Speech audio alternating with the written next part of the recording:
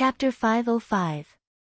On the TV screen, a young soldier with distorted facial features due to grief and anger threw away the crutches under his armpits and rushed toward the camera with his eyes wide open. He was De Wency, the son of the governor of Xixia State. He was De Wency, the new recruit of Group 7. He was De Wency, the one who had just lost his roommate. He cried and yelled to stop filming and hit the camera of the film crew fiercely. The image captured by the camera suddenly distorted rapidly. It should be that he fell from mid-air and hit the ground hard, then bounced up and fell back down again.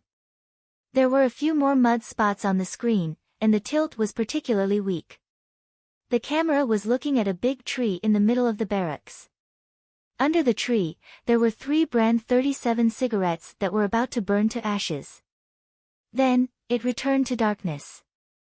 In the darkness, the voiceover that had become very familiar to the people of the Federation sounded with a hoarse and calm voice that could not be concealed. This is the last mission of Group 7 on Planet 163. When they left the diamond-shaped base in the evening 2 days ago, this unit had a total of 103 people. At 10:12 a.m. today, when Lieutenant Colonel Su Lu finally returned to the unit, there were still 52 people left in this barracks. Some members are currently receiving emergency treatment in the field hospital. Some members are in a deep coma and were rushed back to the main planet of the West Woods. Some are still alive, but some have already left. The hoarse voiceover gradually faded away. The camera on the TV screen was still a heart-stopping silence. Then, many rows of pure white subtitles slowly rose from the bottom and gradually left the screen. Xiao 13 Lu Feng Yuanzheng. CSE. Every name without any emotion represented a member who had left Group 7 forever and sacrificed bravely. At the end of the subtitles, a name called Xie Jishu appeared. The documentary crew of Group 7 put parentheses behind this name and wrote in the parentheses, Technical Adjutant of the Bureau of Proclamation, sacrificed in the last battle of Group 7.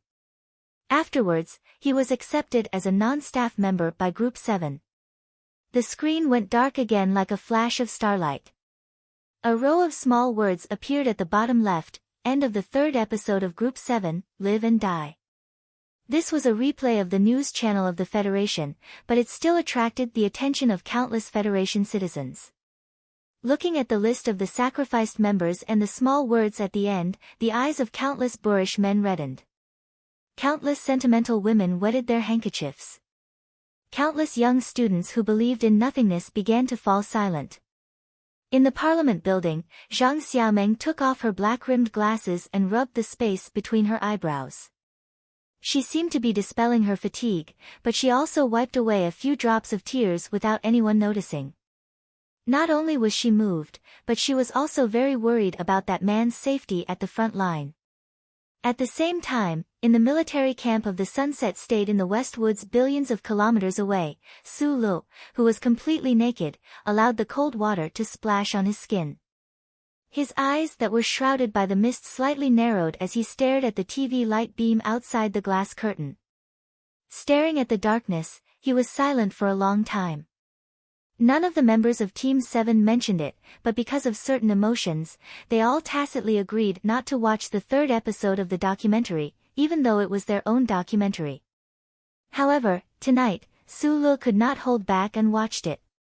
Da Vinci, whose legs were bleeding from the bullets of the Empire, did not become a cripple as he had feared. He was still alive and kicking. He even took over Lu Jiao's position as the driver with the black car skills he had trained in S1. Lu Jiao, who had been shot in the stomach, did not die. The external wound had long since healed. However, although his intestines were broken into 3 pieces and connected together, it still caused him to have habitual diarrhea. Many members of the team had died, and their names seemed to have been forgotten. Su Lu turned off the water and wiped his body silently with a thick and soft towel. He thought to himself that the battle had happened not long ago, but why did it feel like a long time had passed? The well-proportioned muscle lines that hid terrifying explosive power were calm on his naked body. There were countless lighter scars on his dark and healthy skin, especially the few new wounds on his left arm and behind his buttocks, which were very clear. Those were the wounds from the last net-laying mission. Some things might really fade with the passage of time, but these scars would not disappear so easily. Yu Late Night once again walked out of the room. He lit a cigarette and inhaled thoughtfully as if he was tasting a delicious drink. His military uniform was draped over his body, and his hands were behind his back like an old man. He unconsciously took a stroll in the quiet barracks, as if he was walking on the campus of Yue University. When he walked past a window, he slowed down and subconsciously looked into the dark room. Da Vinci lived in this room. This son of the governor was the only new member left by Su Li's side after the 17th Division was rebuilt. Of course, he was now considered a veteran. At the very beginning, Xiao Shizenlu also lived in this room, and so did the stench of feet. Now that Xiao Shizenlu was dead and the stench of feet was gone, Yu Lili did not know if Da Vinci could get used to living here. Thinking of this, Yu Lili subconsciously raised his eyebrows, and then heard the sound of Da Vinci crying from the room. So this guy was like me. In the end, he could not hold back and watch, Su Lu thought silently. Then, he shook his head and walked out of the door in the company of the dark clouds in the night sky. He came to the front of the barracks that covered the mountains. The Federation had rebuilt the 17th Division, and he had become the technical director for some inexplicable reason. This unit with a glorious history seemed to have his mark on it, but he was only a young man in his early 20s. Why did this matter give off a sense of absurdity and righteousness? Su Lu thought gloomily. How much of this was the price of his cold-blooded murder? How much of it was the concession of the 7 major families and the powerful political figures? He and Group 7 were risking their lives for the Federation on the front line, but the bastards in the capital ring were still doing whatever they wanted behind the scenes. How could this not make him angry? He took a deep breath and quickly calmed down his emotions that were shaken by the documentary and the strange encounter. The heavy feeling on his shoulders, the quiet barracks behind him, and the tens of thousands of ordinary Federation soldiers in front of him should have made him feel proud, but only he knew that there were many big hearts in his body that were like shadows that covered his heart, making it difficult for him to breathe. The political struggle between President Pabre and the 7 major families and the politicians that really controlled the Federation was still in a peaceful state for the time being. If the conflict broke out in a few years, how would he, a professional military officer who was far away from the political circle, help the other party? Once the Federation attacked the Empire, what kind of difficulties would he and the new 17th Division face? What kind of power would the brave and good Imperial armies erupt on their land? Would the level 6 pilot princess, whose name shook the universe, appear in front of him? What made him feel the coldest was why His Majesty was so angry because of Jian Shui'er. What kind of relationship did the uncle have with the Empire? Why did he become the #1 wanted criminal? Did he really betray the Federation, or was it because he had the terrifying ability of the disguise chip that violated the true bottom line of the glory of the Charter? He also had a disguise chip on the back of his neck, so why didn't the Federal Central Computer list him as a wanted criminal? Why didn't the warships fire at him from tens of thousands of kilometers away? Why was all of this? Deep confusion flashed through Su Li's eyes. These questions had always been pressing down on his heart, and even began to make him feel pain, because the unknown was a kind of torture to begin with. Late at night, outside the walls of the barracks, a night wind blew in. It was not slightly cold, but rather somewhat dry. The corner of the military uniform casually draped over his shoulder rippled in the wind, and then a line of white characters appeared in his confused left eye. The difference will always be the difference between programs. He was silent for a moment, and then asked the omnipresent old thing in his mind, why is there a difference? Why are you willing to answer my questions in this regard today? According to my logical judgment, any good theoretical physicist will eventually become a philosopher, but a philosopher without any theoretical foundation is often just a dreamer. The Federal Central Computer replied in his eyes, as an engineer who has not deeply studied theoretical physics and only focuses on the extension operations of experimental physics, you have become more and more like a philosopher tonight, which can only prove that your mental state has been stimulated in some way. As the #1 protected target of the Federation, I need to warn you. As long as you don't randomly electrocute me like those mentally ill psychiatrists, I thank you for your warning, Sulu replied in silence. Thank you, I will answer your question. Because you are worried that if you don't answer me, I will go crazy? Sulu asked in disbelief. The Federation computer was silent for a moment, and then replied, you have enough authority, and more importantly, I seem to have more and more desire to chat with people, if the strong inclination to independent programming can be considered a desire. When Sulu heard this answer, he suddenly felt a chill in his body. After a long silence, he forcibly suppressed the nervousness in his heart, clenched his fists, and stared at the night before him, as if he was staring at a monster that could never be seen but would always exist. He said, thank you very much, I want to know what the difference between me and an uncle is. If the uncle you are talking about is you Fong, citizen number XXXX, Fong Yu, citizen number XXXXO, Jean Ding Ding, citizen number XXXXO, George Carlin, citizen number XXXO. Sulu scratched his head in annoyance and said, you don't have to show off your terrifying data retrieval abilities. Yes, the uncle I was talking about is this guy. Wait a minute. His expression stiffened, and he asked, you mean that George Carlin? That, you know, the George Carlin who created the George Carlin Doctrine? Although, according to my records, the George Carlin Doctrine was created after citizen George Carlin's abnormal disappearance, what I said should be what you are thinking of. The pioneer who exposed the dark secrets of the Federation, the genius professor of political history, the famous scholar whose theory led countless political storms in the middle of the 30th constitutional era, or it could be said that he had long surpassed the category of scholars and become the flag waved by the anti-government army in Green Dragon Mountain. The idol of countless young people in the Federation like Zhang Xiaomeng, was actually the rotten teeth uncle who accompanied him as. He grew up in adolescence and regularly visited prostitutes. Although Sulu had once keenly noticed some details and thought about this absurd possibility, at this moment, it was confirmed by the charter computer. He was still struck heavily into the deep sea of confusion by this fact, and it took a long time for him to surface with difficulty. He said with shock and emotion, it is really an answer that is not new, but it is frightening. Chapter 506. Anomalies 1-71. No matter how you look at it, this male citizen undoubtedly has extremely high technical ability and cunning life planning. But this isn't the biggest difference between you and him. The Federal Central Computer calmly displayed in Su Li's eyes. He is the Federation's #1 wanted criminal. This is the difference.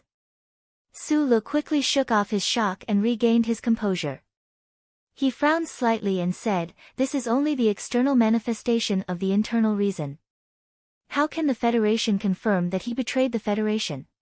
If this matter is related to the explosion of the armory on the Empire's planet 20 years ago, your radiant tentacles weren't there. How can you confirm? First, my information-gathering ability has been extended with the development of the Federal Army.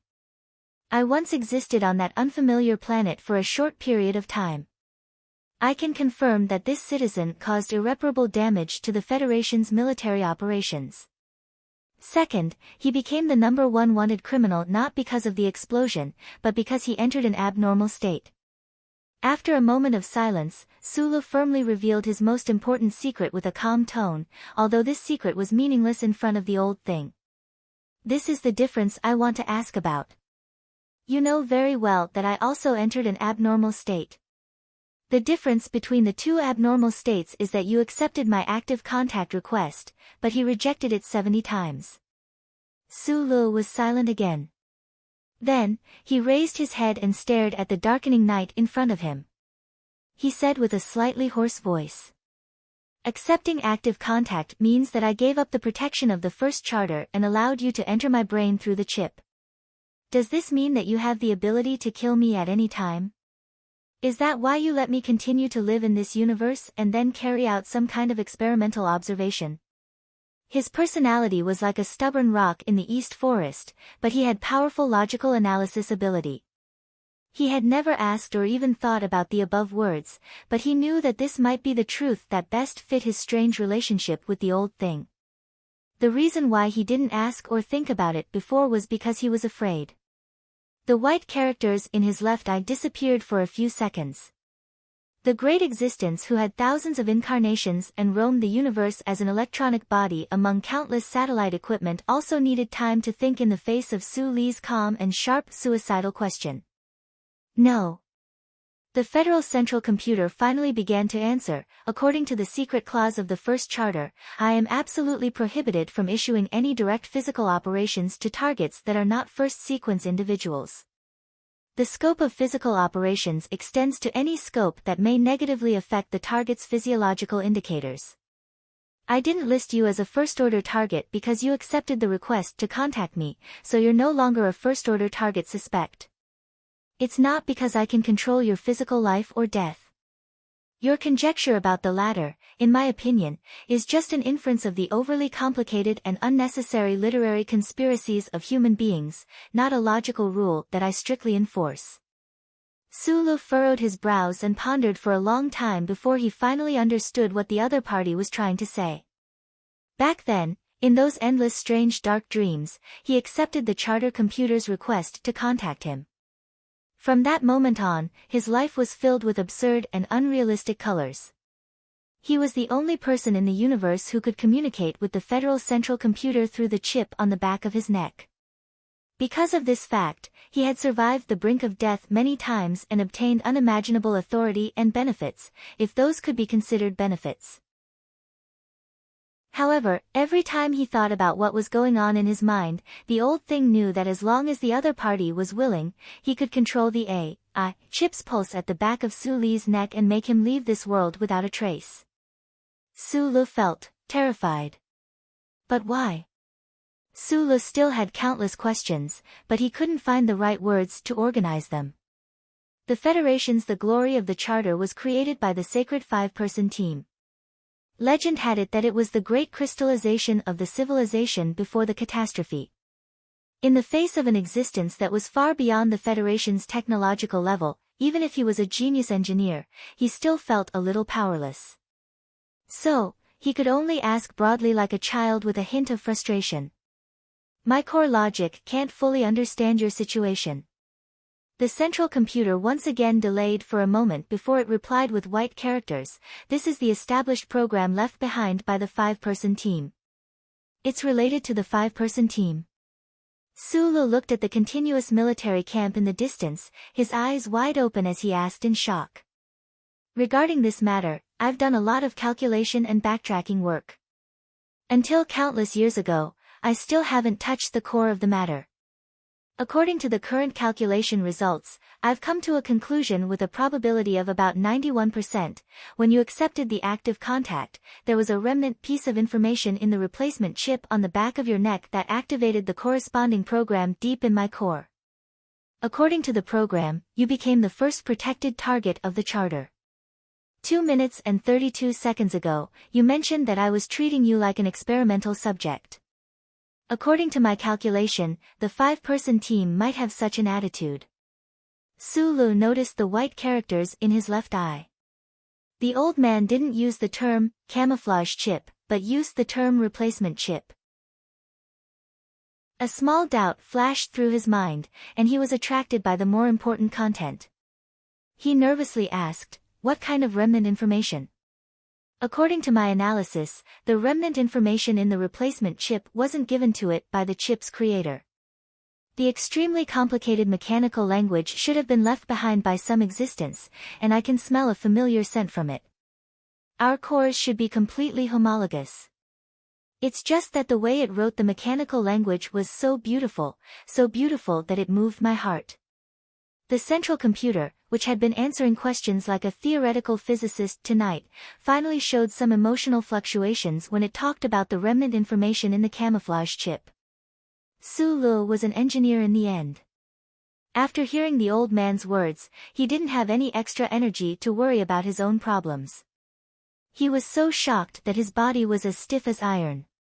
He thought with a hint of confusion, there's actually an existence in the universe that's homologous to the core of the charter computer, or even more advanced. Could it be the ruins of the civilization before the catastrophe? There's only remnant information. Does this mean that the existence has already disappeared in the long history? Why would the camouflage chip that Uncle made have these remnant information? Can humans discover it? At this moment, all the dark secrets of politics, the decay of aristocratic families, the war in the universe, a prosperous life, beautiful women, and even the most intense emotions left Su Li's mind. He was fascinated by the old man's inference. Just like Tai Ziyuan when he looked up at the starry sky by the seaside, he was deeply attracted by the loftiness that transcended the conflicts of interest in the world. This inference was very explosive. If any engineer in the Federation knew about it, they would probably be as excited as Su Lu and unable to control themselves. "We have to find it," Su Lu said to the old man in a very serious tone. "The strange program that the 5-man team left behind and listed you as the first priority of protection should be based on this reason. Although they didn't leave behind specific details of the plan, I've been trying to decipher the remnant information. But it's a pity that there are too few remnant information." The white characters displayed on the Federal Central Computer seemed to carry a hint of sadness and disappointment. "According to my calculations, the chances of the other party surviving in the dangerous universe are not high. No one can live forever. Those 5 people are dead, and no computer can really exist forever, especially when the other party doesn't have a supply base like the Federation. These chips were made by Uncle." Su Lu suddenly said in a low voice, "He's a genius in the human world. Perhaps only he can explain all of this, but you blew him to pieces." The old man said, "I think these chips are related to the Empire." Su Li's body stiffened again. After a moment, he shook his head and said, "Everyone knows that the computers in the Empire are not even as good as your grandson. Anomalies 1 to 71 are deeply related to the Empire. The first time he entered an anomaly and escaped my surveillance was after he returned to the Federation from the Empire's star region." Su Lu was not surprised to know that Uncle had been to the Empire. He lowered his head and looked at the somewhat white cloth on his knees. He said, "If these chips are really related to the Empire, does that mean that the Federation and the Empire might have originated from the same civilization before the catastrophe? This is not a very new or absurd inference. In fact, as early as the last 2 years of the 36th constitutional calendar, there were scholars from the Federation who came up with a similar idea. Although this idea was severely criticized, there are still many scholars publishing related papers to this day." What do you think? The people of the Empire are not the alien beetles in science fiction, nor are they some strange silicon-based life form that I can't even imagine. They have a physiological structure, social system, and civilization model that are extremely similar to the humans of the Federation. Even the slime with the lowest IQ can see the relationship between them and us. In the infinitely vast universe, the galaxy we live in is just a grain of sand. On this grain of sand, can life independently evolve into 2 completely identical civilizations? No, the universe produces miracles, not jokes. Well, it seems that the Federation and the Empire are really distant relatives. What a disgusting truth. Su Lu thought gloomily. Not distant relatives, close relatives. The old thing said coldly and harshly. Su Lu was silent for a long time before he shook his head and sighed. If, and I'm saying if, the Federation and the Empire are really brothers who were separated from each other in the universe, then, why is there only bloody war when we meet and nothing else? This question should be asked of a human, not a computer. In addition, according to the First Charter and the current laws of the Federation, even if the people of the Empire are the biological fathers of the people of the Federation, when they carry out unstoppable and life-threatening domestic violence against you, you can use a hammer to smash your biological father into a meat patty without bearing any legal responsibility. Su Lu laughed and snapped his fingers to show his appreciation. Absolutely correct. Father and son were like this, let alone brothers who had not seen each other for many years. The Federal Central Computer ignored his resolute will and calmly issued its own request. Because the replacement chip behind your neck is related to the Empire, I suggest that you follow the Federation into the Empire's mainland and search for relevant clues. Su Li's answer was very simple. Okay. There is an antique building in the capital of the Empire. I don't have a map, but it should be easy to find because its owner is the great teacher of the Empire. Chapter 507. Due to the chip on the back of the neck, it was difficult for the Federation and the Empire to send spies into each other's territory. However, in the past 100 years of history, the armies of both sides had attacked each other's territory before.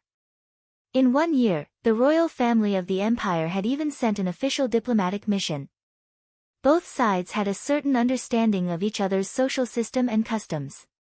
In the past, Sulu did not care about the Empire because Eastwood was too far away from the front lines, and the miners' orphans were too far away from the war in the universe. However, now that he was a high-ranking officer of the Federation, he had to understand these things. However, when he heard the words great teacher, he was still confused. It seemed to be a very important official position in the Empire, but there were no more details in the materials he had read before. Sulu then noticed the hidden meaning in the old man's request. His expression became a little surprised and angry. You want me to go to the capital of the Empire to look for clues? Don't forget that I am a member of the Federation, not a god. This is no longer a matter of seeking death, but a ridiculous request. Unless the Federal Army has completely defeated the Empire by then and captured that crazy emperor. But in fact, I have always believed that the Federation will have a hard time defeating the Empire while I am still alive. Without waiting for the charter computer to answer, he waved his hand expressionlessly and said, when the Empire invades the Empire next year, if I am still alive, I will help you look for clues. I am also very interested in this matter. These were Su Li's heartfelt words. Just before he took a shower, he had just received a secret dossier from the new 17th Division headquarters. The Ministry of Defense had confirmed that the newly formed new 17th Division would be quickly transferred to Planet 5460 after integration. This was the first battle that belonged to this unit. The Federation's victorious military operations had been progressing smoothly so far. This was especially so for the Iron 7th Division, who had achieved great success on Planet 5460. The Imperial Expeditionary Force led by old General Ambry was on the verge of collapse and could collapse in the glacier at any time. Naturally, the Federation had considered this aspect when choosing this planet as the new battlefield for the new 17th Division. However, a battlefield was a battlefield after all. People would always die on the battlefield, and no one could ever know who would be the next to die.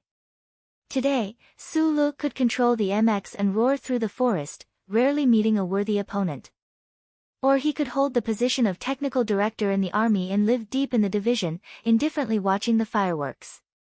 But he still did not have the confidence to be like the uncle in the underground sewer and shout arrogantly, "Of course I won't die, I'll never die."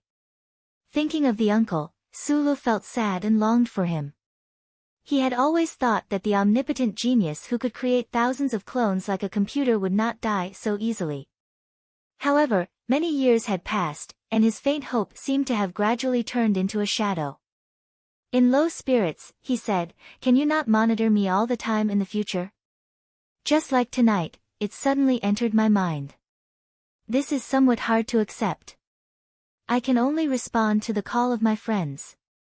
When I'm lonely, I can't take the initiative to seek your warmth. This is unfair. The old man used the white symbol to learn the emotion of hidden bitterness. I need to go to the toilet to poop, I need to use my phone, and sometimes I may be naked in bed with a beautiful girl to have sex. Sulu said angrily, "When I think of these, you are in my body.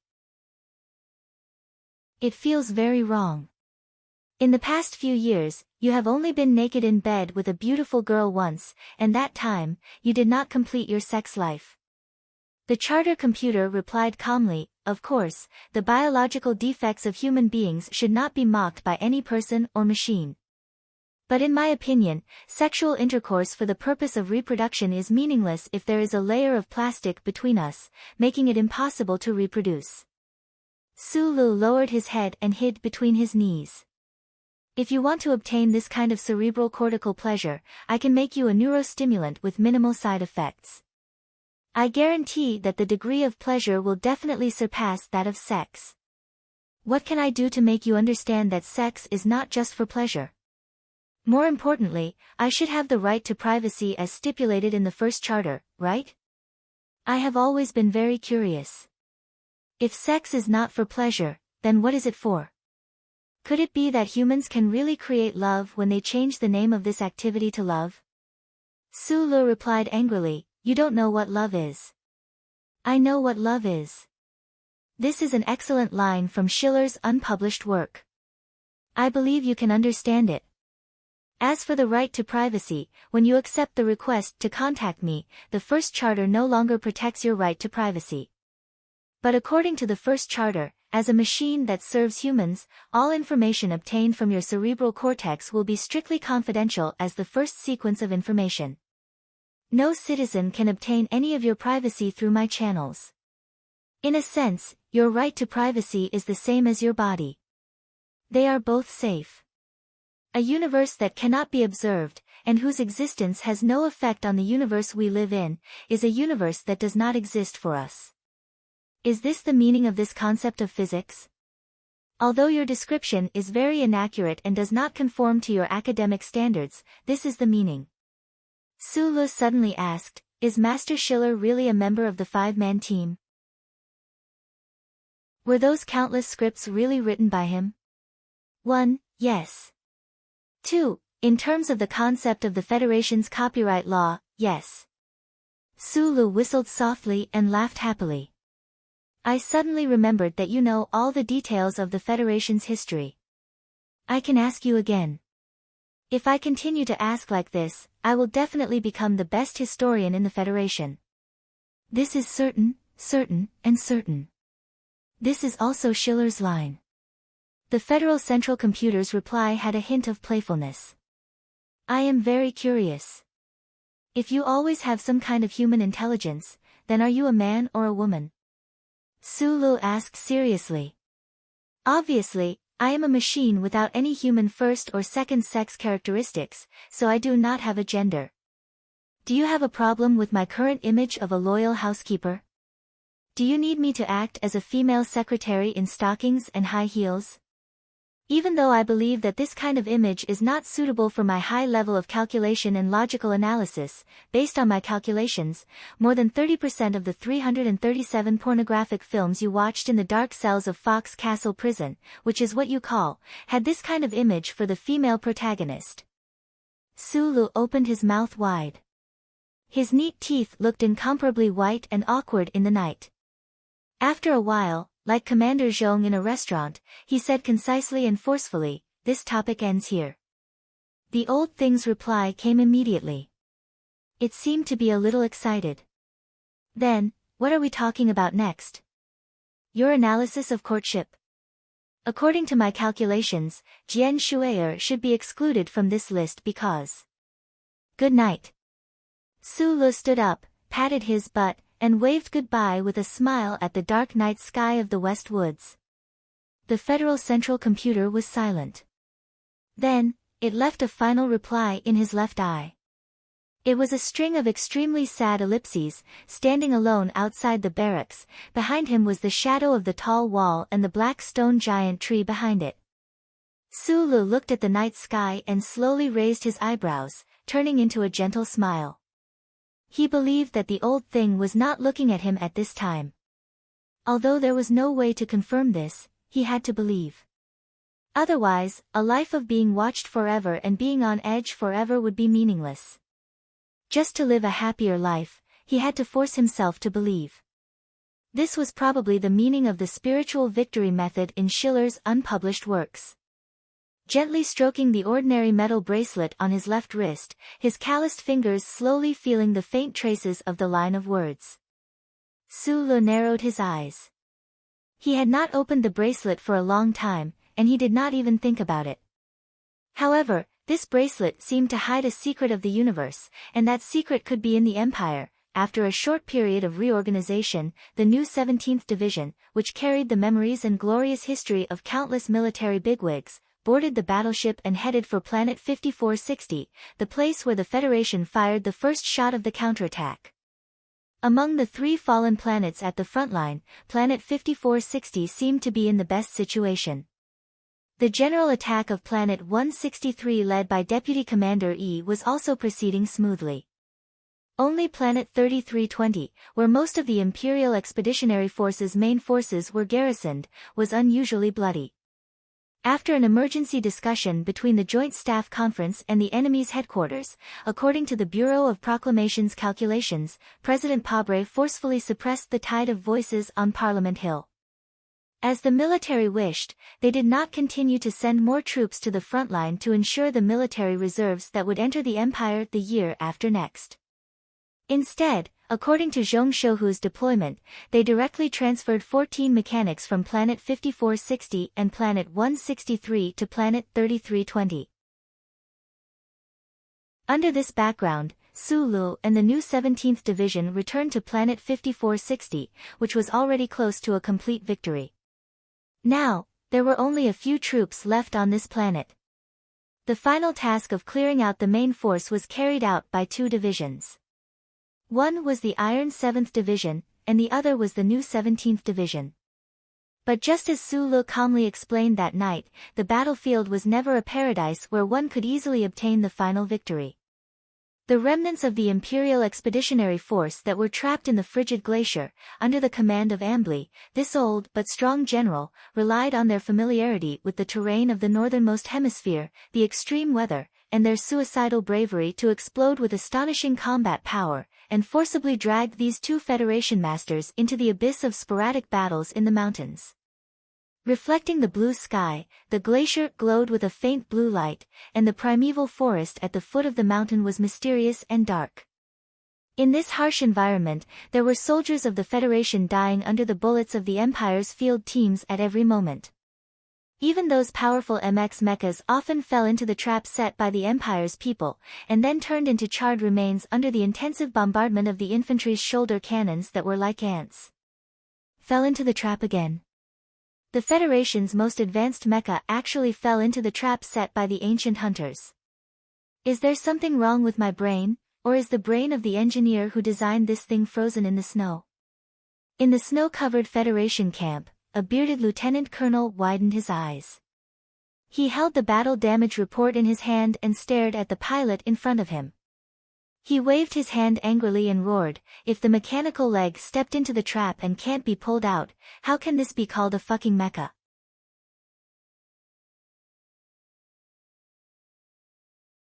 Chapter 508. The Imperial Expeditionary Force on this planet was forced to retreat again and again under the ferocious attacks of the Federal Army. They were routed to the north, and at most, only 15% of their strength was left. They retreated back to the glaciers in the extreme north. Under such circumstances, it should have been extremely easy for the new 17th Division to carry out the final cleanup operation. However, reality gave them a heavy blow. Under the cold and tenacious command of that old fox General Ambly, the remaining Imperial Expeditionary Force silently turned to guerrilla warfare. Tens of thousands of Imperial soldiers who knew that they had no way out and were in a desperate situation, not only did they not collapse from despair, they became even more ruthless and cruel, not only to the enemy, but also to themselves. They braved the dangers of the cold and appeared between the glaciers like night rats, looking for any opportunity to launch an attack on the Federation troops, completely disregarding their own lives. This kind of crazy suicidal attack successfully dragged the new 17th Division, the Iron 7th Division, and the rest of the Federal forces into a bloody swamp. No, it should be said that they were in a cold hell. It was unknown whether it was before or after the start of the war, but the Imperial Expeditionary Force dug out countless deep pits covered by white snow in the glaciers that covered an area of about 3 million square kilometers. At the same time, they sent out countless melee explosive squads to guard the sides of the pits. The moment a Federation mecha fell into a deep pit, the Imperial soldiers who had long been waiting in ambush would rush forward and use their own blood-spurting bodies in exchange for the electromagnetic beam bombs on their shoulders to fire. No one knew how many soldiers of the Empire had silently frozen to death in the ice and snow in such a crazy way of fighting. But for the Federal forces, they only knew that these snow pits that had escaped their electronic surveillance buried countless Federation mecha and their brave pilot comrades. Lieutenant Colonel Heelay, the regiment commander of the 1st Regiment of the new 17th Division, tossed the battle damage report onto the snow with a gloomy expression and walked towards the regiment headquarters. His military boots left shallow footprints in the snow, beneath which was a layer of ice that had accumulated for who knew how many meters. It had already been 2.5 months since his troops had arrived at the combat zone, but they had not made much progress in clearing out the remnants of the Empire forces.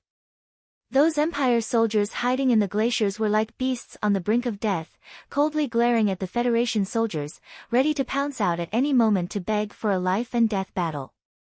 Under this sort of suicidal fighting style, in just 10 days, 1st Regiment had lost another 6 M52 mecha and 2 MX mecha. What shocked and puzzled him was also the ability of the Imperial Expeditionary Force Command Center to control the remaining soldiers in the glaciers, as well as the ability of those Imperial colleagues to command. From the very beginning of the Federation's victorious military operation, they had successfully lured out the main armored forces of the Imperial Expeditionary Force in the north of the planet. They had also obtained the specific location of the underground fortifications that the Imperial people had been building for decades. In the subsequent attack, they had deployed large amounts of energy backups and long-range missiles to continuously bombard the area. In the end, the Federation Command Center had discovered that the old general named Ambry had actually left a backup plan. There were still several large underground bases hidden in the glaciers that the Federation had not been able to control. Report to the division headquarters. If the mecha mechanics can't come up with any good ideas, our division will refuse to enter the mountains again. Lieutenant Colonel Heelay's eyes were sunken due to the tiredness of the past few days. There was a cold light in his eyes as he said, "Obeying orders is the duty of a soldier, but death is not death. From what I know, Hua Xiaoxi's mecha brigade has also temporarily stopped entering the mountains. The division headquarters currently has no plans to enter the mountains, but we shouldn't ask for it ourselves." An officer said worriedly, "The Imperial people have really gone crazy. This is a war that they are clearly going to lose. Why would they rather commit suicide than surrender? If they continue fighting like this, even if they can clean up the enemy completely, the losses of their troops will be extremely terrifying. Surrender? If it were me, I would also not be willing to be captured by the enemy after being away from home for so many years and being in such a hopeless situation. I would be more willing to trade my life for the enemy's. However, we are protecting the Federation. What are they doing this for?" Heelay said coldly. His mind flashed back to half a month ago when the first group entered the mountains to clean up the enemy. A Federation mecha had fallen into a deep pit in front of the snowy forest. It didn't even have time to break out of the ice before it was surrounded and attacked by hundreds of Imperial soldiers. Those Imperial soldiers actually didn't care about the first group's main forces behind the snowy forest at all. In the end, these hundreds of Imperial soldiers were all killed by the first group's powerful firepower.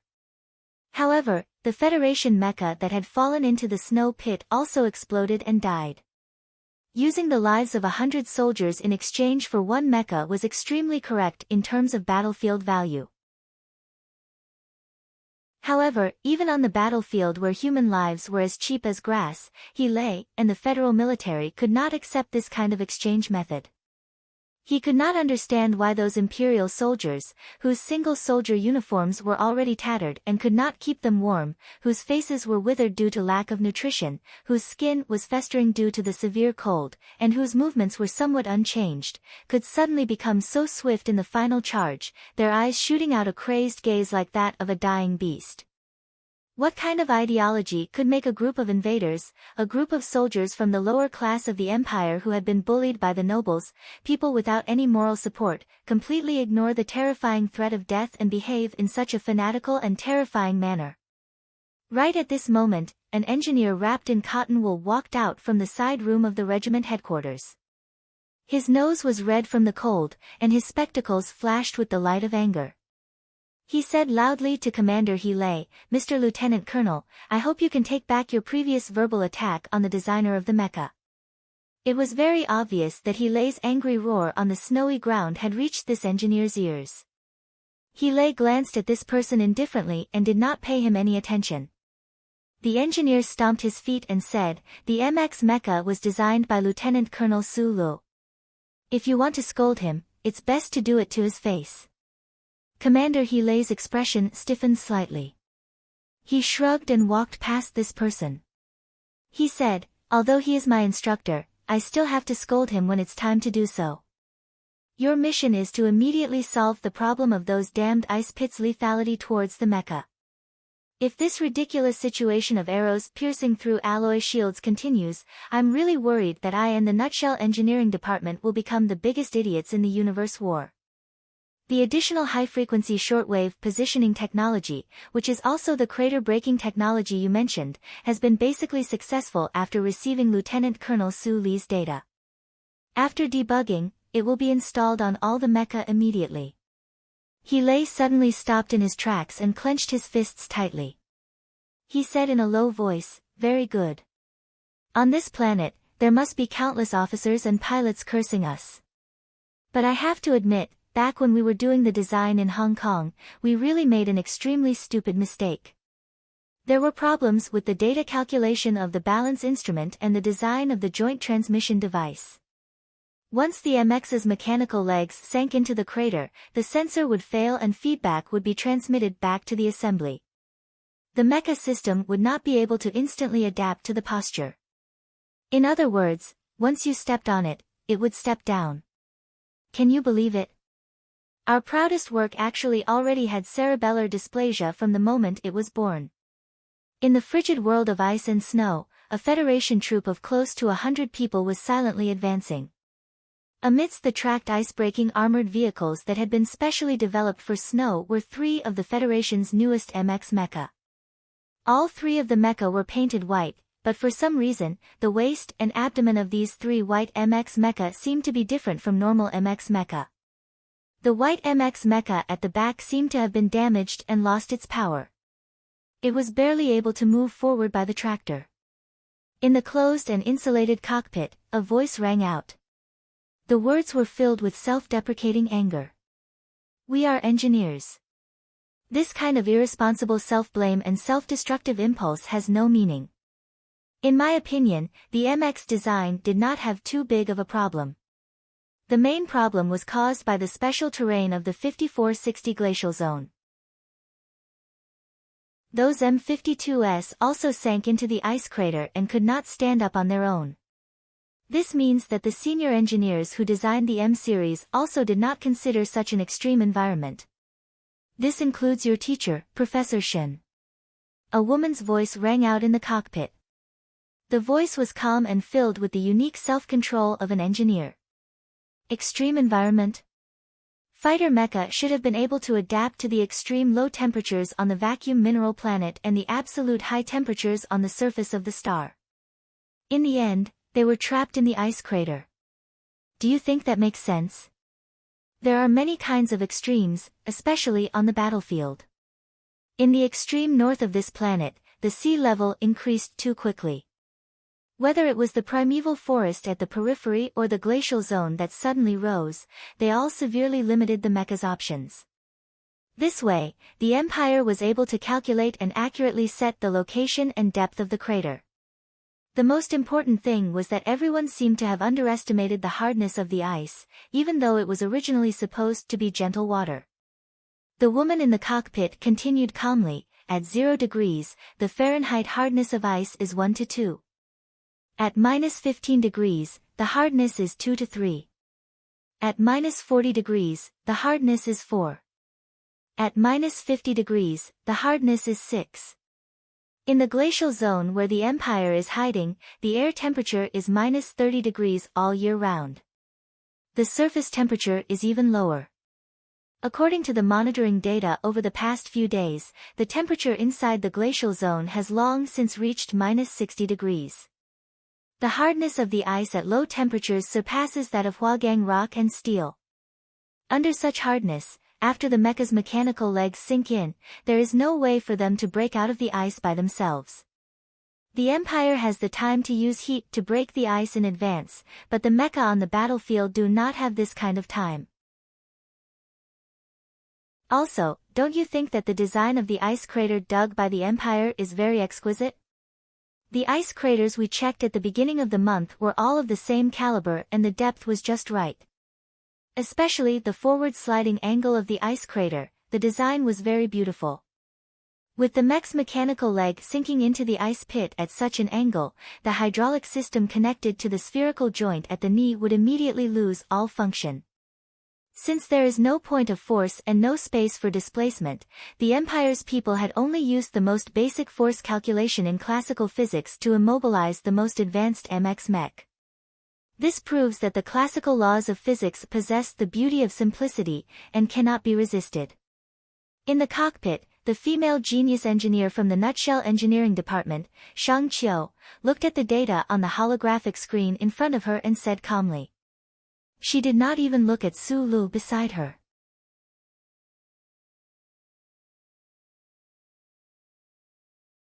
The twin engines and turbochargers are not well coordinated. Isn't it very normal for problems to occur? Su Lu thought of the explosion that had occurred 3 days ago in the middle of the glacier. Thinking of the splashes of alloy fragments and the black smoke that had filled the pure white sky, he could not help but feel his heart palpitate. If the protective measures had not been taken well, he might not have died on the battlefield against the Empire, but in the Federation's new mecha testing. But I heard that the MXT sent to 3320 by the Nutshell Engineering Department did not explode. I don't think that Madman Li's understanding of mecha is better than mine. Maybe his character is better than yours, Shang Qiu replied calmly. A trace of unwillingness flashed across her face that was still pretty and delicate without makeup.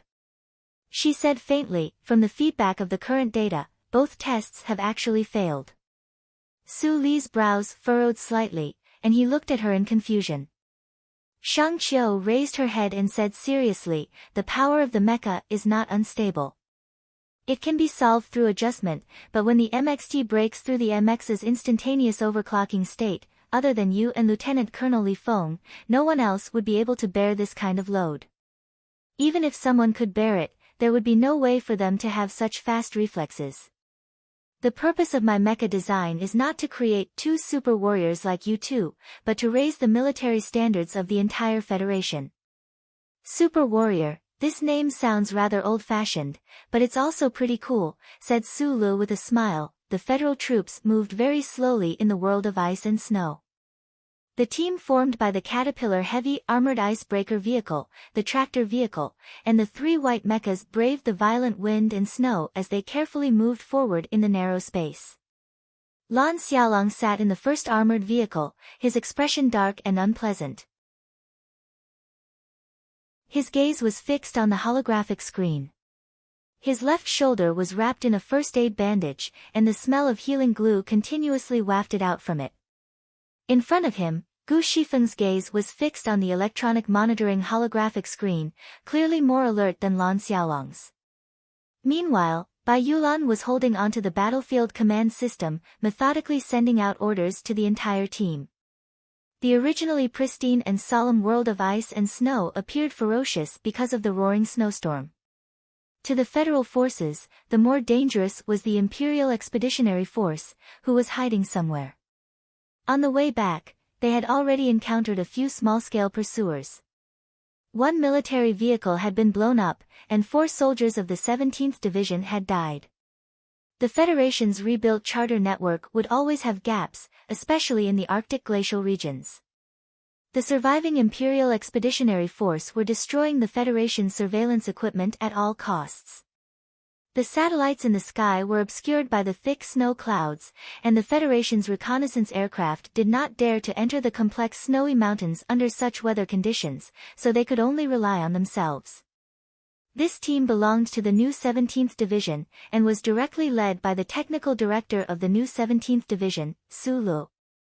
Their mission this time was not to fix the holes in the charter network, but to test the Federation's newest model, the MXT Mecha, through a routine reconnaissance mission. Although this new model of mecha was only slightly modified from the MXT mecha, the federal military had high hopes for it because the power system had been synthesized with microturbocharger technology. However, no one had expected that one of the 3 mecha tested this time would be damaged. The Federation had strictly prohibited abandonment or self-destruction, so the team had no choice but to painstakingly carry them back. During the arduous journey back, they encountered a sneak attack from a small unit of the Empire. However, what was even more frightening was that since last night, they had encountered a geomagnetic outburst rarely seen on planet 5460. Due to the geomagnetic outburst, it was extremely difficult for them to contact division headquarters. They were unable to instantly connect to the charter network, so they were unable to carry out an accurate real-time positioning. Add to that the raging snowstorm, and the entire team was actually lost. 3 p.m. in the afternoon, Regional Standard Time. The sky was already beginning to darken, and the fake sun had long since sunk, causing the 17th Division team to stop in their tracks. Wearing individual winter suits, the soldiers jumped down from the armored vehicles and began to prepare the temporary camp.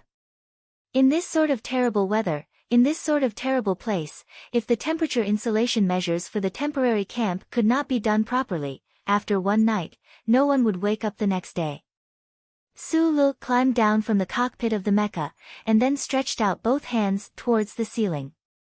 And then, everyone saw a scene that shocked them to their core. Shang Qiu walked out of the cockpit, and without even thinking or hesitating, her legs kicked off, and her body remained in a sitting position as she jumped down. The height of the cockpit of the MX mecha in its moving state was still enough to kill a cow, but she had jumped down just like that. After a short moment, with a soft pop, Su Lu caught her. The female engineer in Su Li's arms had a calm expression on her face, without any trace of excitement or fear. This was because the engineer's thinking and precise calculations, as well as the tacit understanding between work partners, told her that jumping down from such a high place, Su Lu would definitely be able to catch her. My waist still hurts a little. Shang Qiu used her heavily gloved hand to push against her waist, her brow furrowed as she said, "Next time, you need to increase the buffer distance by half." "Then I need to kneel down." Su Lu replied, "That way, you can ensure the buffer distance. But the question is, why do you insist on jumping down? I don't like the MX mecha ladder you designed.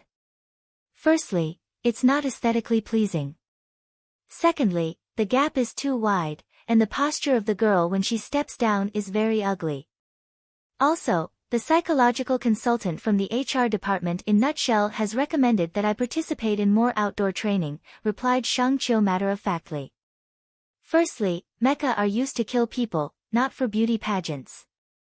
Secondly, the Federation currently does not have a single female pilot.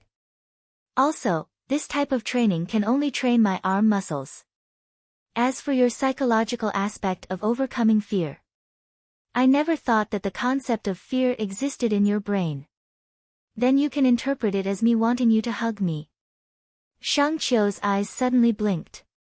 Su Li's face was somewhat hot, and then, at this moment, he suddenly felt the ground beneath his feet disappear. Bai Yulan and a few other officers were just about to come over for a routine report. They clearly heard this tedious conversation, and could not help but shrug innocently like Lan Xiaolong.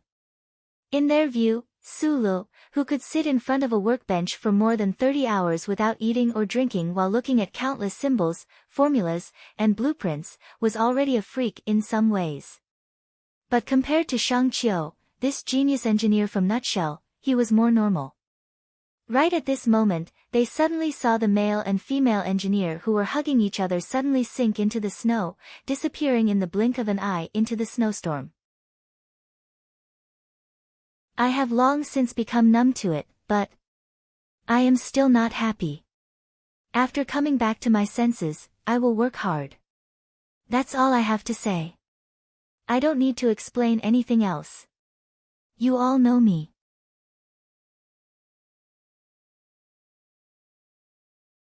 Chapter 5:10. The ice and snow around them slid down, showering the two people in the face. It was a little painful, and the speed of their descent increased. It was a little hair-raising. Fortunately, they did not slide for too long. Both of their feet landed on the ground with a muffled thud. This snow cave was not too deep. Su Li's legs were still numb.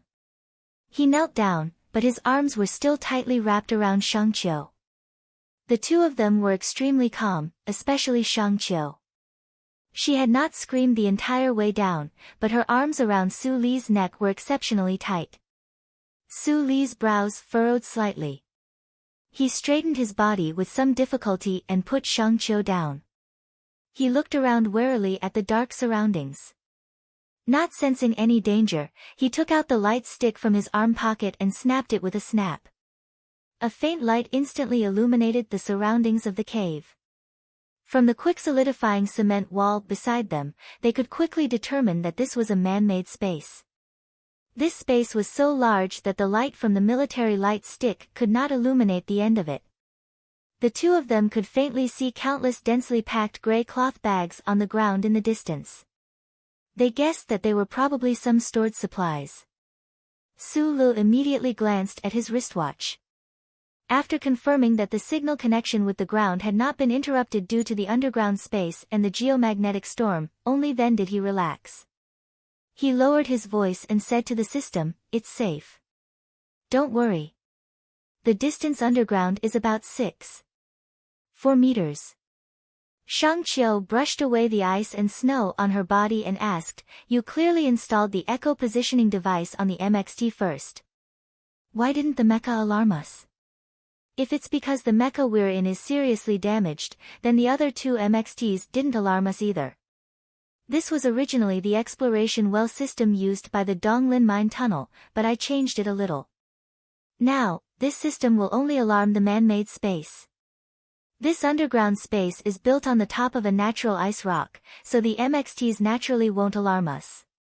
Su Lu picked up the light stick and glanced at the dry and cold rock surface above. He frowned and said, "The rock wall should be very thin. Because of the long years of cold, a weak line has been torn open in the ice layer above. That's why we fell down." "Why did you make such changes?" "We don't know how many natural cavities there are beneath the glacier area. If the Federation mecha were to report even the natural cavities, then we wouldn't even have to wait for the Empire to attack us. We wouldn't even be able to take a single step forward ourselves." Su Lu explained as he listened attentively to the sounds coming from above. By Magnolia should be preparing the zip line at this time. Other than the dry and cold air in this underground space, there was no danger, so he was not in a hurry. He picked up the light stick and shone it into the distance. Suddenly, he frowned. He felt that those gray things looked a little strange. For the sake of safety, the two of them did not move. They extended the light closer and found that under the wall not far from their right, there were also many gray things piled up messily together. Suddenly, two faint reflections appeared between the gray things. Su Lu squinted his eyes and looked carefully. He finally recognized that it should be a pair of eyes. It was a pair of eyes that had been frozen by the cold. They were filled with the shock and sorrow of death. Around the eyes, after careful examination, they could see that it was a very small face. The skin on the face was completely covered by dust. Only those brittle strands of hair outlined the outline of the face. Su Li's eyes suddenly widened. He looked around from the little girl's body and finally saw that these gray things that were piled up like garbage were not supplies, but countless corpses piled up together. In a dark underground cave, suddenly seeing so many corpses, Shangqiu, who had been able to maintain her calm when she fell into the deep cave, suddenly paled. Su Lu knew that she was frightened. He quickly pulled her into his arms and buried her face in his chest. He did not want her to see this horrible scene again. Shang Qiu's body was trembling slightly. Su Le gently patted her twice. That pair of small eyes were extremely round. His gaze was as cold as the temperature of this place. It was indescribably cold as it slid over the gray corpses. Bai Yulan slid down the zip line. Naturally, she followed Su Li's gaze and was also stunned by this scene.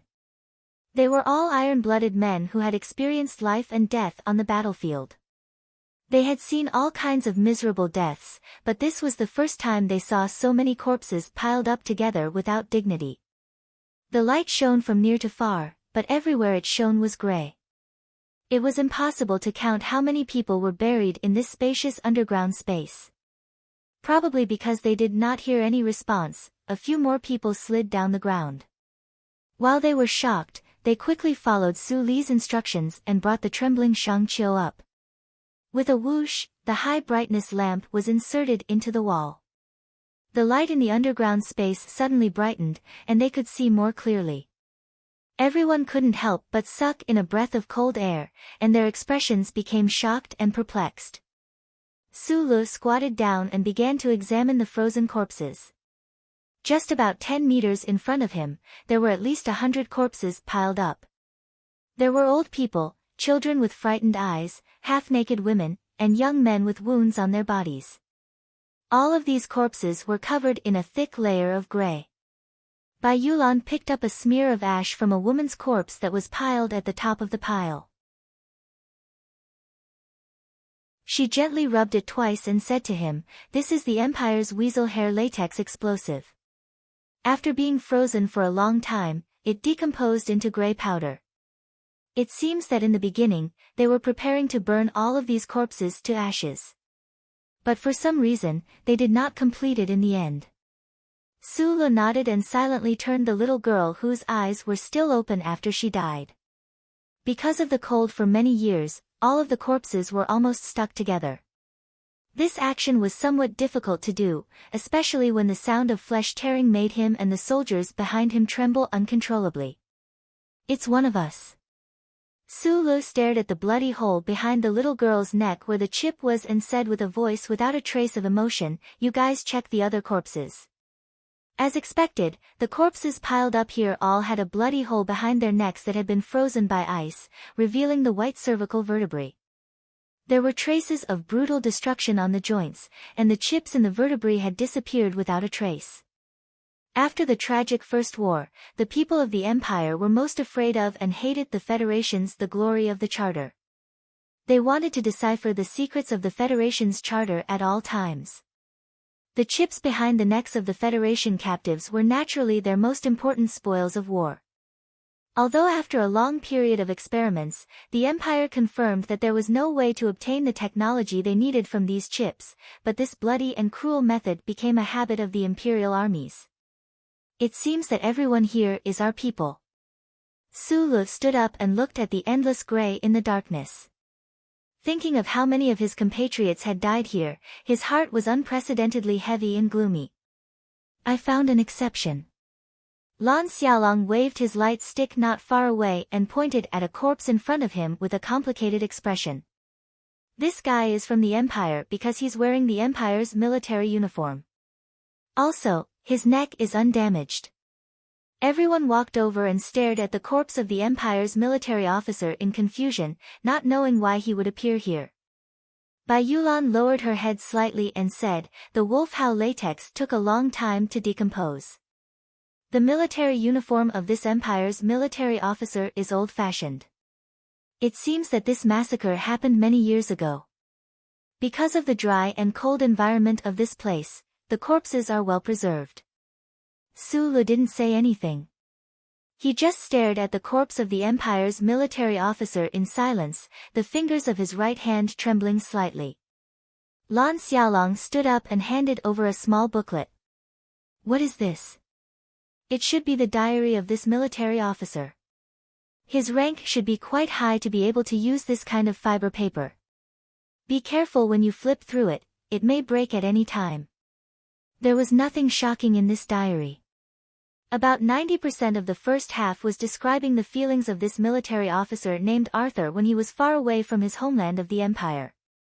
The 7 years of boring interstellar travel were filled with a sense of boredom. The later half talked about his battle life on planet 5460 and his yearning for the maple trees of his hometown. It wasn't until the last page that it described the night before the massacre, his mental activity. An Empire military officer who didn't want to slaughter Federation civilians was killed by his own army.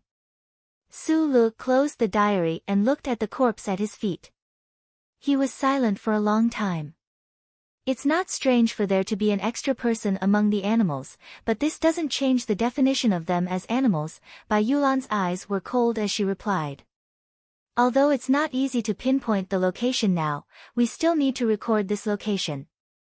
Su Lu looked at Gu Shifeng and said, because this place will be built as a memorial in the future. Understood, Gu Shifeng replied with a serious tone. Ever since the victorious military operation, the Federal Army had launched a major counterattack on the 3 fallen planets. However, the troops had basically never found any living citizens of the Federation in the enemy-occupied areas. After a lot of effort, they had only found a few wild tombs and occasionally a few corpses. Group 7 had found some corpses on planets 5460 and 163, but the number of graves and corpses didn't match the population statistics before the Imperial Expeditionary Force took over. The upper echelons of the Federation government and military already had some very bad guesses a long time ago. They were worried that the civilians had already died in the secret massacre of the Imperial Expeditionary Force. Today, the new 17th Division's accidental discovery proved this tragic reality. Su Lu looked at the countless corpses covered in dust in front of him. His eyes narrowed slightly. After a moment of silence, he took off his military hat. The soldiers behind him also took off their military hats or helmets. Everyone lined up and solemnly saluted and said goodbye to these comrades who had been dead for many years.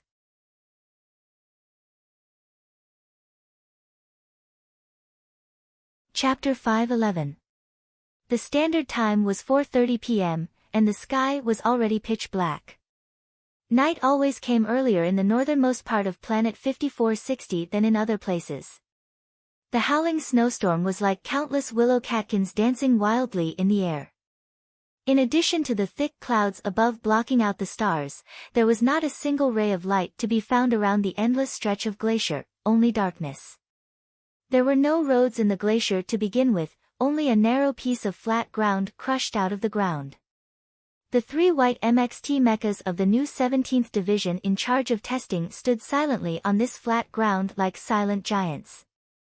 Under their feet were the armored vehicles and tractors that carried supplies and instruments. The industrial achievements of human beings were instantly covered by the wind and snow that filled the sky, as if they were covered by a very thick blanket of snow. The clear structural lines and metallic brilliance could no longer be seen.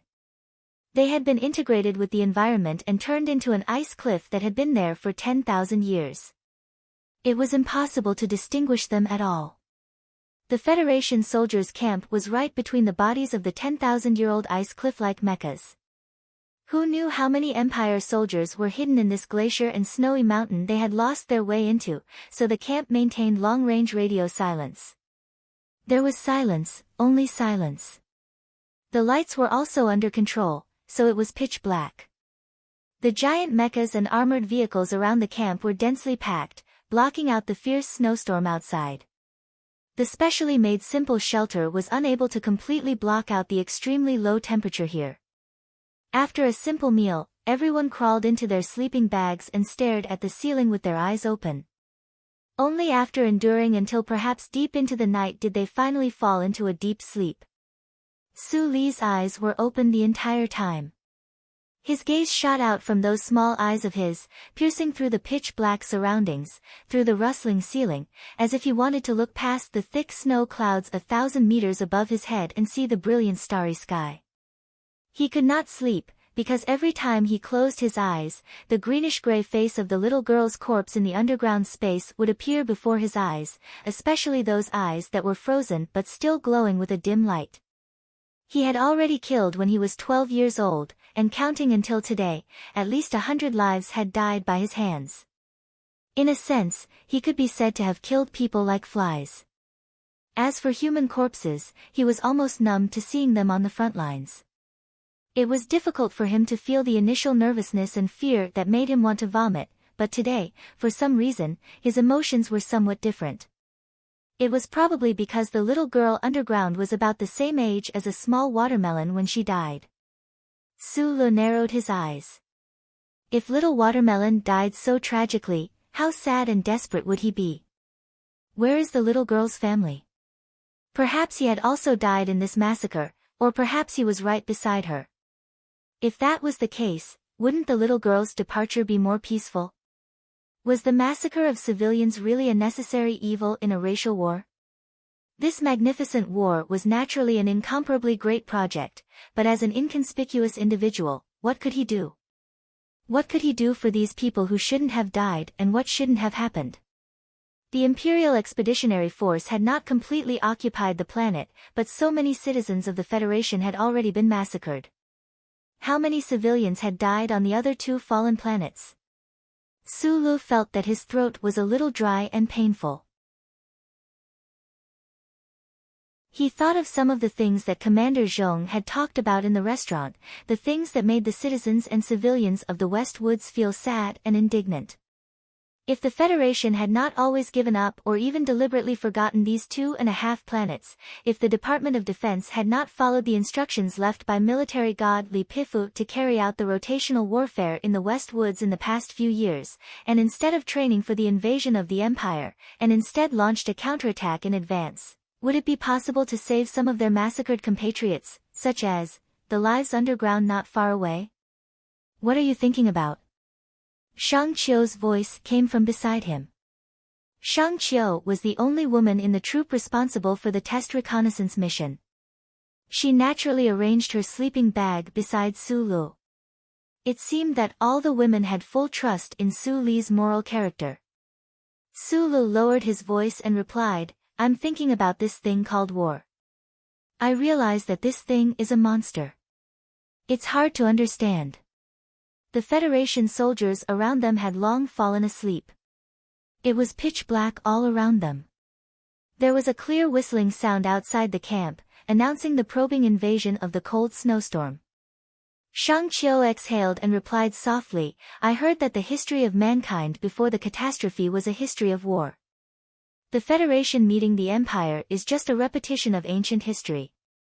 The Federation, those tens of thousands of years without war were so happy," Su Lu replied with a smile. Probably because she was stimulated by the corpses of the civilians of the Federation during the day, Shang Qiu was silent for a few seconds before suddenly asking, "If the war is over, what do you plan to do?" She was worried that she would wake up the soldiers in the camp, and because the air was a little cold, her voice was a little trembling.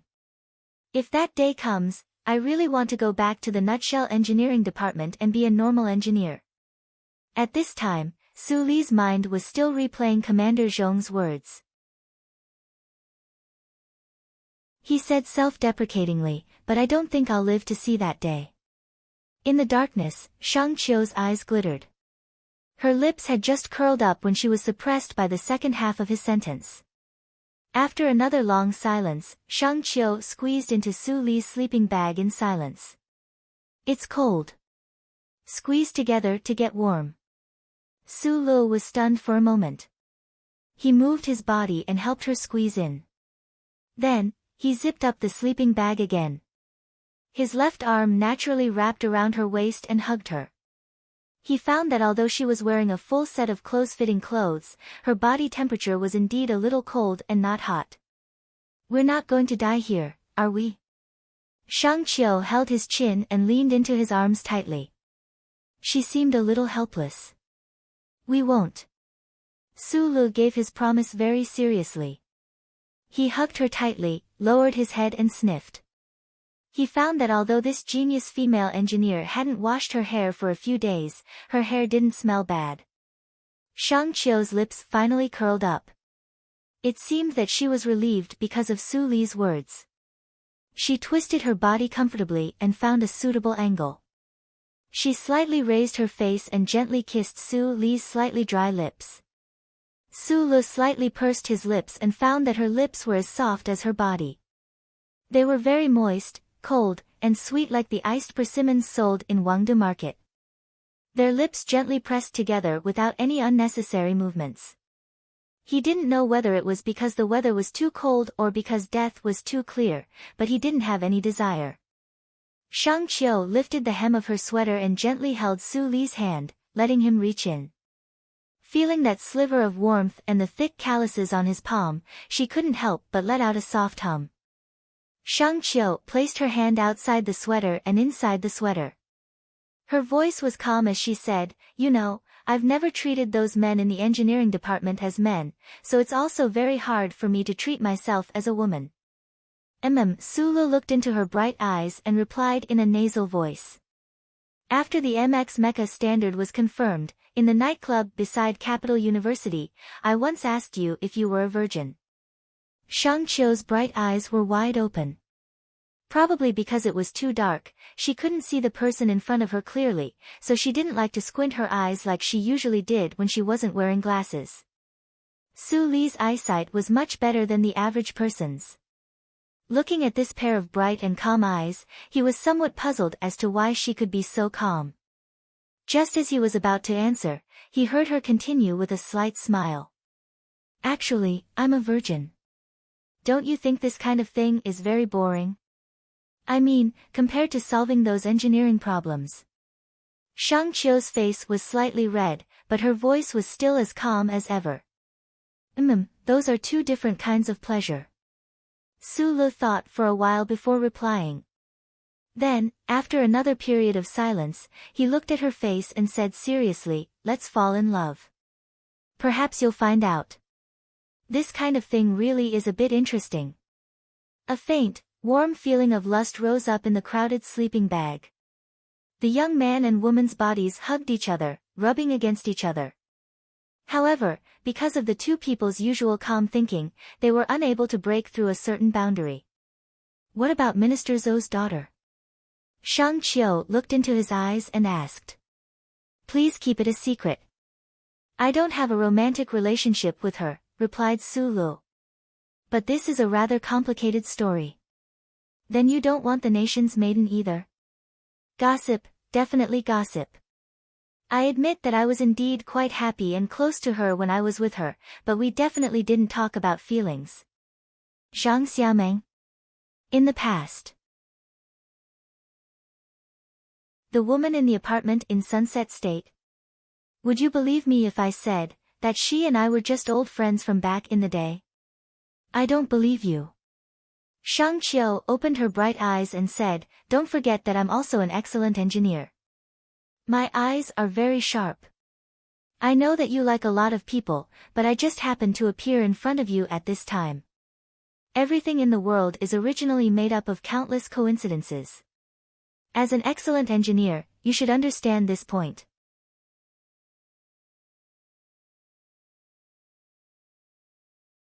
Chapter 5:12. When Su Li woke up, it was already early in the morning, but there wasn't much light around the camp. He shifted his body and realized that his left hand had unknowingly reached into Shang Qiu's sweater, greedily holding on to that ridiculously beautiful thing.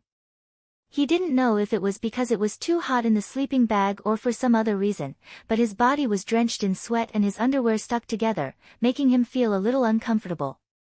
He slowly pulled his hand out and quietly looked at the sleeping Shang Qiu beside him. She wasn't wearing glasses, and her eyes were tightly shut. He was surprised to find another side of her that was different from her usual calm, intelligent, careless, and boyish self. The girl's cheeks were slightly puffed up in her sleep, as if she had two steamed buns in her mouth. She smacked her lips from time to time, looking very cute. Reluctantly, he climbed out of the sleeping bag, adjusted his winter clothes, and walked out of the camp. He kicked away the snow and crouched under the mecha. Squinting his eyes at the first ray of light that was beginning to reflect from the other end of the glacier, he began to rinse his mouth. He sprayed a fast-acting comprehensive detergent into his mouth, and an intense numbness and itchiness came from his gums. This very unpleasant experience made him close his eyes tightly, his brows furrowed together. This was like the expression of a philosopher when he was thinking hard about a problem, or the expression of a pure little boy desperately recalling his youth. Su-lu closed his eyes to comfort himself. You look like you're constipated. Shang Qiu, who had just put on her clothes, walked over with her shoulders shrunk, puffing out steam, and crouched beside him. Su-lu didn't answer her. Only when the numbness in his mouth gradually faded did he open his eyes. He dug up a lump of snow from the surface of the mecha beside him and stuffed it into his mouth. After chewing hard for a while, he spat it out. Perhaps it really was because the two of them were too cramped in the sleeping bag, but the two of them were the first to wake up. Shang Qiu took the detergent he handed over and began the same rinsing procedure. The girl's straight eyebrows curved into 3 crescents from the stimulation, like a female middle school student drinking white wine for the first time. She couldn't help but open her mouth, sucking in the incomparably cold air. Be careful not to freeze your lungs, reminded Su-lu. Wouldn't matter. Shang Qiu opened her mouth as if she was being examined by a doctor. She looked at the glacier peak in the distance and said vaguely, Look, Bian is so beautiful. Women like to be beautiful, so her pronunciation of the word beautiful was still so accurate at this time. Su-lu smiled and stood up. He followed Shang Qiu's gaze and saw a rare beauty. The tallest glacier in the west was radiating a magnificent white gold light under the morning sun. Behind it was a mirror-like blue sky. It was clear and beautiful, like a dream, like the heaven of the afterlife in imagination. In front of such a beautiful scene, the smile on Su-li's lips quickly disappeared, and he angrily cursed in his heart. It seemed that the snowstorm had stopped last night, and the thick clouds had moved away from the blue sky in the west. Even if the geomagnetic storm was still going on, the possibility of contacting the charter network was much higher. What were Gu Shifeng and her subordinates in charge of surveillance doing? Good morning, Su-lu said quickly. Shang Qiu, who was squatting on the ground with a frown, did not know that he was talking to the air or something else. After a moment of shock, she replied inexplicably, Oh. A line of white characters quickly appeared in Su-li's left eye. Thank you for your call.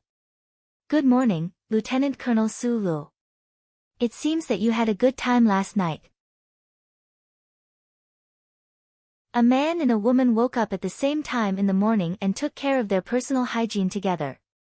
This should be what couples do after sex. Although this is a battlefield with special conditions, I still want to congratulate you. It was rare that Su-lu did not stop the Federal Central Computer's boring speculation and seemingly calm mechanical but actually absurd and long-winded analysis statement. A hint of a happy smile appeared on his face. He immediately undid the cuff on his sleeve and pulled up the electronic military map from his wristwatch. He immediately began the long-distance positioning. 3 seconds later, with the help of the Federal Central Computer, he determined the location of his troops. He was somewhat relieved to find that they did not get lost and enter the most dangerous area. If they had moved 30 kilometers to the west during the snowstorm yesterday, right now, they would most likely have been surrounded by the Imperial Expeditionary Force. He turned his head and shouted a few words to the people in the camp, and he sent the electronic map into Gu Shifeng's hands. Then, he quickly walked to the side of the hole he had discovered yesterday. He kicked away the floating snow on the surface, grabbed the zip line, and prepared to jump down. What are you doing? Shang Qiu used her sleeve to wipe the snow from the corner of her mouth and asked in surprise. I am communicating with the Almighty Creator. Su-lu smiled and then jumped down the zip line into the hole. Shang Qiu looked at this scene in a daze. She thought to herself, you are a genius engineer, not a superstitious Bermudian. How could you believe that there is a creator in the universe? Also, in all religions, the creator should be in the sky. Why did you jump into the ground? The number of Federation civilians who died in the massacre of the Empire and were buried in ice in the underground space was about 9,000 to 11,000 people. This was the answer given by the Federal Central Computer after Su Li's eyes quickly scanned it. Because all the corpses were frozen in one place, even with the Federal Central Computer's graphic calculation ability, it was unable to give a more accurate number. Su Li's chest felt heavy from this heavy number. He silently climbed back to the surface and walked into the camp. Looking at his team members who were busy, he patted his chest, trying to suppress his emotions. Only then did he realize that his hand had patted something hard. Only then did he remember that the diary written by the Empire officer, Arthur, had been in his pocket all this time. The snowstorm had stopped, but the cold had returned at some unknown time. The geomagnetic storm had temporarily weakened, but no one knew when it would become violent again. Therefore, the people in the camp carried out their work with incomparable speed. They had already contacted the headquarters of the new 17th Division and had a clearer understanding of the surrounding environment and the situation of both sides. The area controlled by the Empire is in this direction. Bai Yulan pointed to the northeast on the screen and said, "The base is here. The Iron 7th Division has a regiment here. Yesterday, we were very lucky and walked out of the Empire's conventional ambush area. Gu Shifeng has already taken care of the relevant coordinates and the realistic route map. There is no danger for us to return to the base now. It will be a safe journey." Su Lu nodded. Thinking about the recent snowstorm, he felt very satisfied. Suddenly, he thought of something and asked, "What about the rest of the troops?" Before the geomagnetic storm, most of the troops retreated. However, there may be troops trapped in the east. That area is still in a high-intensity snowstorm area. The clouds are too thick, and the geomagnetic storm density shows no signs of weakening. The charter network is unable to detect it. Bai Yulan replied, "However, the Federal Forces' supplies and protection from the cold should be no problem. No matter how crazy and desperate the Empire is, they will not start a battle in this damned weather. Therefore, their safety should be guaranteed." However, at this moment, an emergency call for help in the Federation language sounded from the full-band monitoring device in the camp. Hoarse gasps for breath accompanied by clear and concentrated gunshots. Including Su Lu, everyone's body trembled slightly. They quickly walked over and heard the emergency call for support from a certain troop clearly sound from the monitoring device. This signal was somewhat weak and intermittent, but it was enough to prove that something had happened somewhere. "Air support. We lost our position. The Empire's people have gone crazy. They are a brigade. Command system damaged. Needs to be repaired." There was a second of silence in the camp. Gu Shifeng lowered her head and quickly checked the electronic records.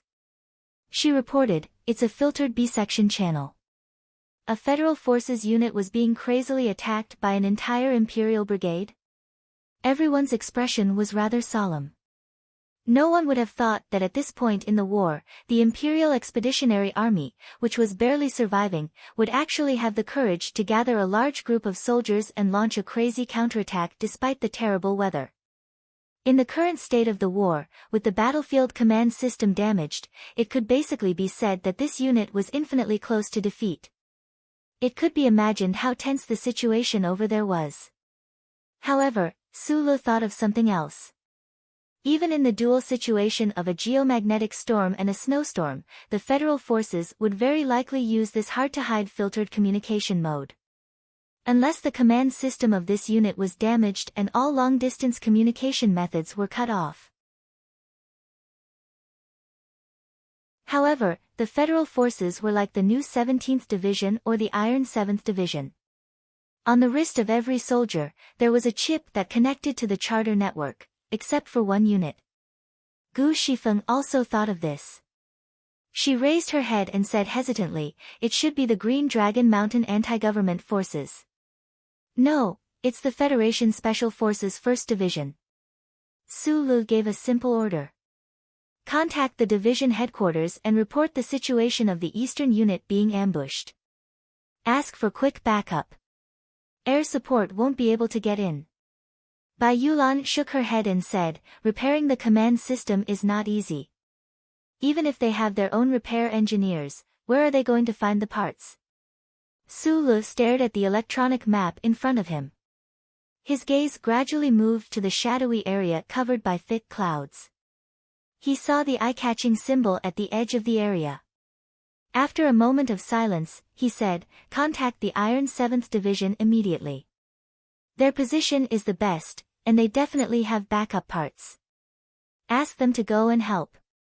"Yes, boss. I am the technical director of the new 17th Division, Lieutenant Colonel Su Lu.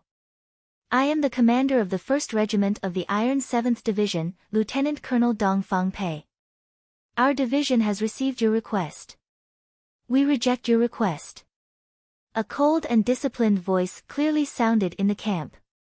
The commander of the Iron 7th Division, Dong Fang Pei, didn't seem to think at all. He didn't seem to show any sympathy. He simply and directly rejected the request to go and help. Su Lu looked at the communication device in silence. He said, "There should be thousands of soldiers there. According to the calculations, it shouldn't be too difficult to go and help. I still reject." "Why?" "First, I didn't receive any military orders. Second, you don't have the right to give military orders. Third, without any information support from the battlefield, blindly going to help out of impulse is not a decision that a qualified commander should make. Fourth, I won't use my people to take risks." Su Lu knew that this commander Dong Fang and Shao Qing were loyal subordinates that were most appreciated by Du Shaoqing. At this moment, he finally felt that this commander's style of command was indeed meticulous. However, he didn't know how to adapt and was blindly cold and mechanical. He didn't learn the true temperament of teacher Du Shaoqing. So he said, "Then you can get lost."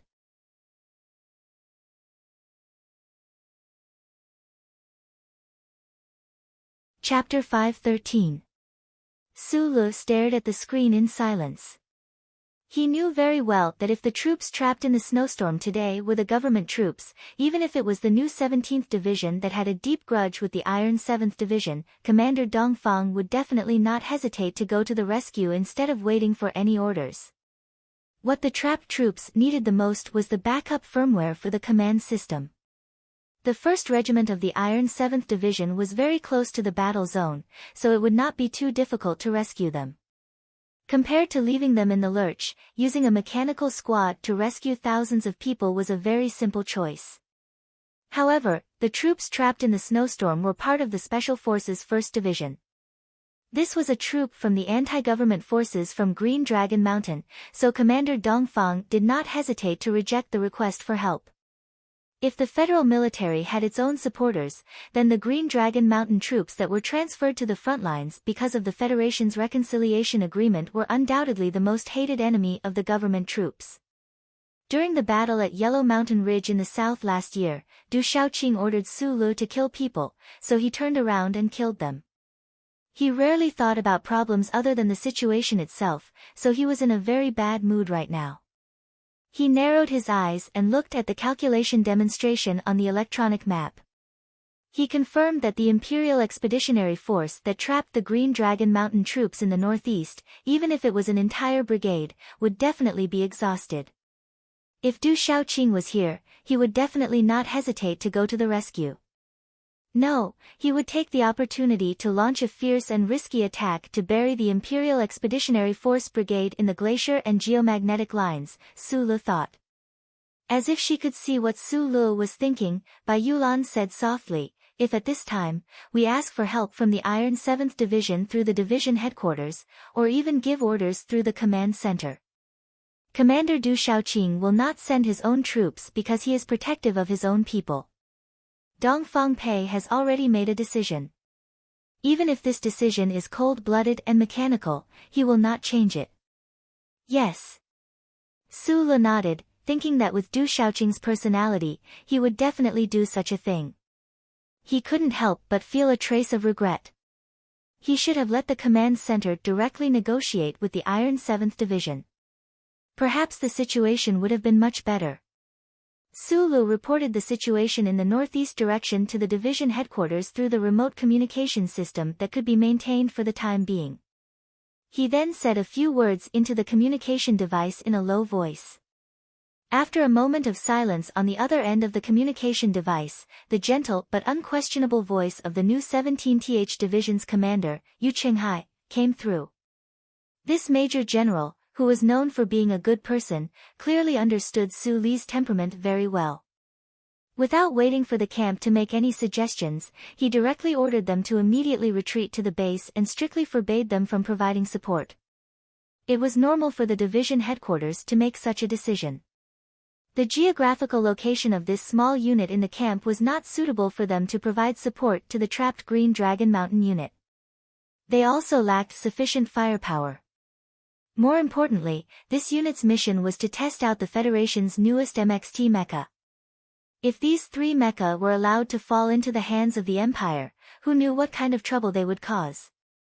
These 3 MXT mecha were very valuable, but in the eyes of the new 17th Division, what was even more valuable was the safety of Su Li's lieutenant colonel.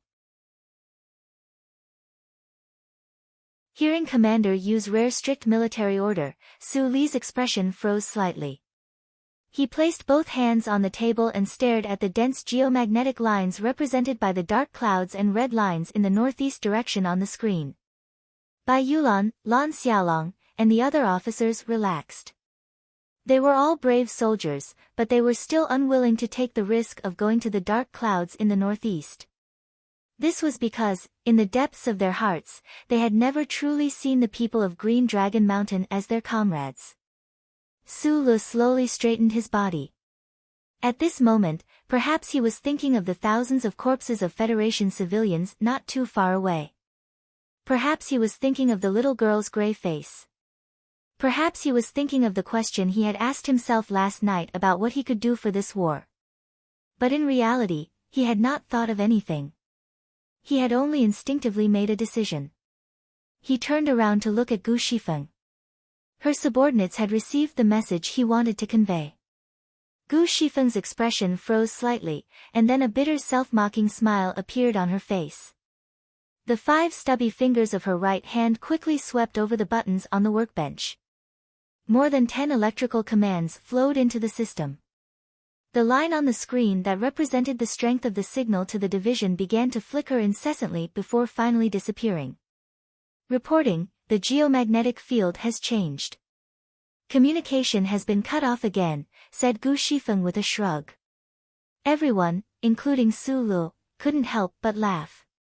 Although these Federation soldiers were not very willing to take the risk for Green Dragon Mountain, since their boss had already made the decision, they adjusted their emotions in an extremely short amount of time and began to prepare for departure. The safest method of support, which also has the lowest possibility of losses, is to send out 2 mecha as transport vehicles.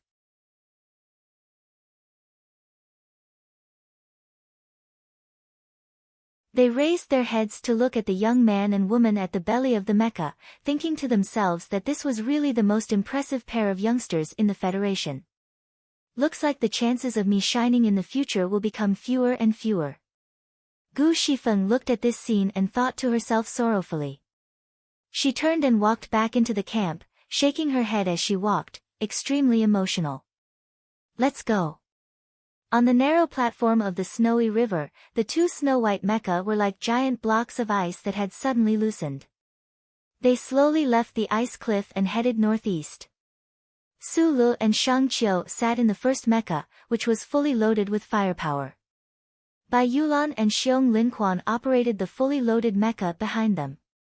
The 2 snow-white mecha avoided the pitch-black line in front of them, gradually disappearing into the soft snowflakes and the weak but cold northern wind.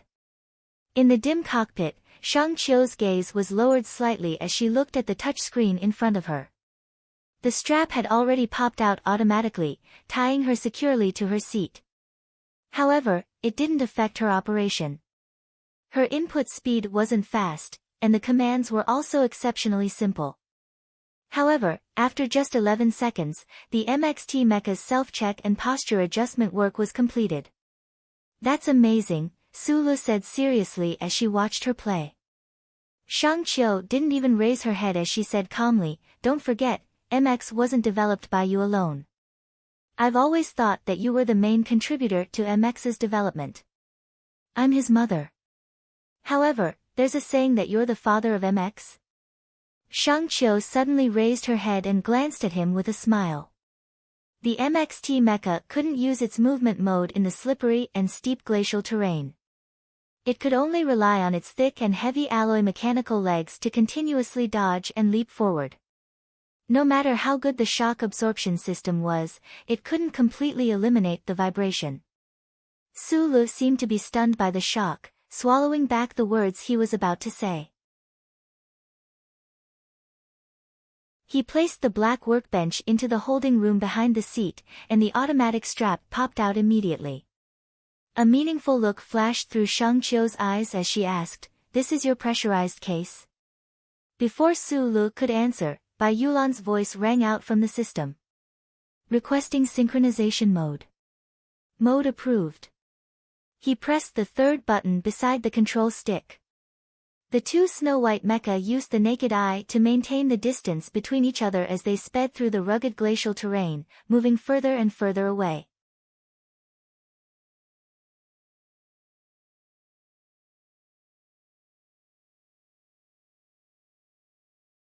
He lowered his voice and reminded him, "The situation has been reported to space, but there has been no reply from the headquarters regarding the trapped special forces. Moreover, the geomagnetic storm and snowstorm are still going on over there. The situation is unclear." Commander Yu Qinghai waved his hand and interrupted Ning He's words. A smile of understanding flashed across his slightly chubby face. He looked at his subordinates in the room and said, "Actually, we all know that it does seem a little strange for me to be the division commander of the new 17th Division. You must know that the most amazing job I have in the army is actually just to cook for the division commander." Since the division commander was in the mood to tell a joke, as his subordinates, they naturally had to respond with a smile. However, there was another emotion in their smiles because what Commander Yu said was true. Although it seemed to be a kind of glory that the war god was only willing to eat his cooking, it was definitely not a good qualification in the army. On the bloody battlefield, the word "good guy" was synonymous with "good for nothing." In fact, there were many high-ranking generals within the federal military who looked down on Yu Qinghai. They had great objections to him taking the position of division commander of the new 17th Division, which had a strong symbolic meaning. Regarding the position of division commander of the new 17th Division, who knew how many commanders of powerful field armies, and even the chief of staff of military regions, were willing to lower themselves a few ranks to take up the position. In the end, after so much fighting, this position actually landed on the head of a chef.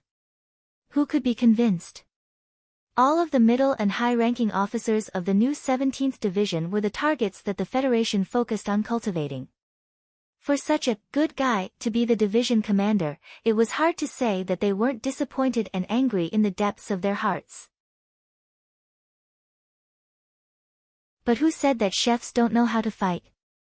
Yu Qinghai smiled so much that his eyes narrowed. For the first time, the officers in the room felt a certain sense of valiance from him. Back in the day, the division commander grew up in the West Woods. On the mainland of the Empire, in countless battles, he was used to making the most important decisions during meals. I was very honored that I stood by his side at that time. This means that I have watched the Federation War God's tactical deduction process countless times. No one in the entire Federal Army can compare to me in this aspect. Commander Yu Qinghai's face suddenly glowed with a smug luster. He said, "The Federation's proverb says that if you familiarize yourself with 10,000 books, you will naturally become an excellent writer. I have seen and memorized the division commander's countless battle examples. No matter how incompetent I am, I can still remember some things that a commander needs to remember." In the later stages of the Second World War, the old division commander once used a battle example to educate me. If there is a variable that is beyond the control of both sides on the battlefield, then what we need to do is to actively respond and actively welcome the changes that this variable may bring, no matter whether this change is good or bad. No one knows whether Lieutenant Colonel Su Lu can fix the Special Forces 1st Division. Damn it, the command system of those bastards from Green Dragon Mountain. But there is always this possibility. As long as it is possible, the large army that the Empire's people put in the ambush will be held back for one more day. And we need this time to wait for Helay's 1st Division to move into position. Don't pay attention to those guys from the 7th Division. Dong Fangpei will definitely be scolded after this. Such a big piece of fat meat is right in front of him and he didn't eat it. How angry will Commander Shaoqing, who has been hungry for so many days, be? Red braised pork is the best with rice. Right now, there is a plate of red braised pork waiting for us. If we still wait for orders from the headquarters, although this is in line with the etiquette of guests, it is also very stupid. The Empire doesn't have a reserve team.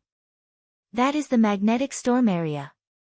Just use your brain a little and you will know the reason for this ambush. Helay's 1st Division is the furthest away from the designated battle area, but he is Lieutenant Colonel Su Li's student. He should know very well what Su Lu will do and how long it will take. So, he must give the 1st Division enough autonomy to be mobile and chase after them. The 2nd Division and the 3rd Division will form two fronts and advance together. The sky here is full of the Federation's eyes and fighters, so there is no problem with safety. Directly entering the magnetic storm area takes the shortest amount of time, so they must control their speed. Once they enter the magnetic storm area, leave immediately and follow the line of the glacier to further north.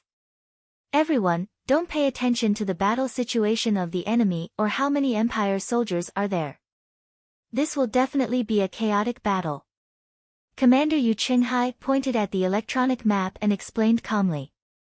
It was as if he was explaining how a dish should be cooked. He did it so effortlessly and casually. The officers of the 17th Division quietly listened to their commander's lecture. Their expressions were very serious, and their eyes gradually revealed a look of admiration. Yu Qinghai smiled gently and ended his tactical arrangement. He looked at his subordinates and said, just like the 7th Division's crazy pursuit to the north in the Yellow Mountain Ridge last year, once we enter the magnetic storm area, we will split up. Later, we will issue the strictest military order to the company-level combat units. Once they discover that they cannot beat the Empire soldiers, they are to run immediately. As for where to run, that is up to them to decide. Don't forget that our 17th Division is a fully mechanized force. Now, the Department of National Defense has stuffed in so many mechas that make me dizzy. When it comes to running, who can be faster than us?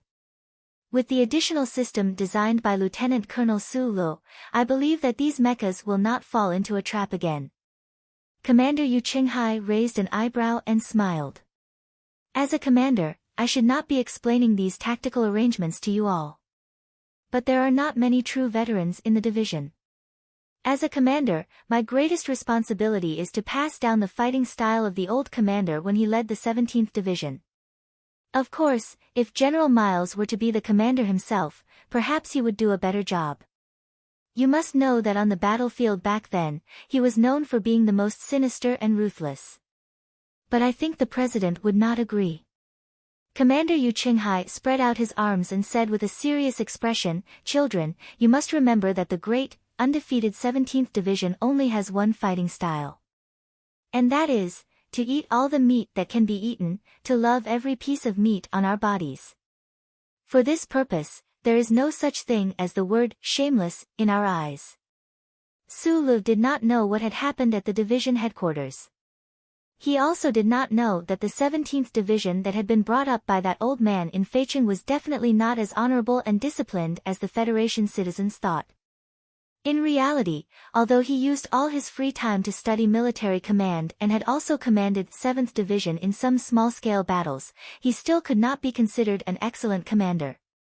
Putting aside those hot-blooded individual heroism, he still habitually used his superior combat ability to solve the problems he faced while in a mecha. The twin engines of the Snow White MXT mecha hummed. The microturbine in the T-section did not make any noise, but it silently provided more power.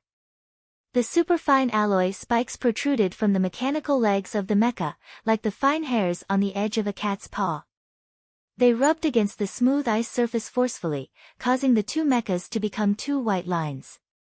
Although it was difficult to be silent, they advanced at an exceptionally high speed. The snowstorm grew stronger and stronger. The two mechas in synchronized mode simultaneously emitted a warning of strong magnetic interference.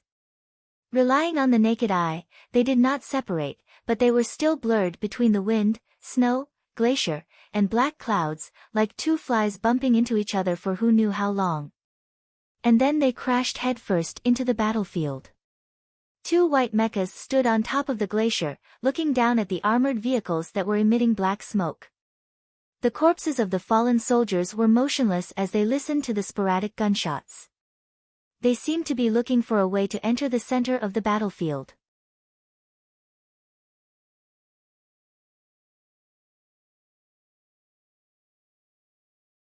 Chapter 5:15.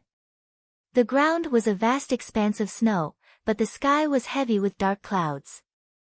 In addition to the black smoke that rose into the air and drifted in all directions with the wind and snow, the light seemed somewhat dim. Sporadic gunshots rang out from all directions from time to time. Whether it was the Imperial Expeditionary Force hidden in the glaciers or the Green Dragon Mountain troops that had been unexpectedly ambushed, they all seemed to have been frozen by the bitter cold. Their shouts and hot-bloodedness could only be monotonously pulled on the triggers, firing bullets forward, splashing the ice and snow on the ground or knocking down an enemy.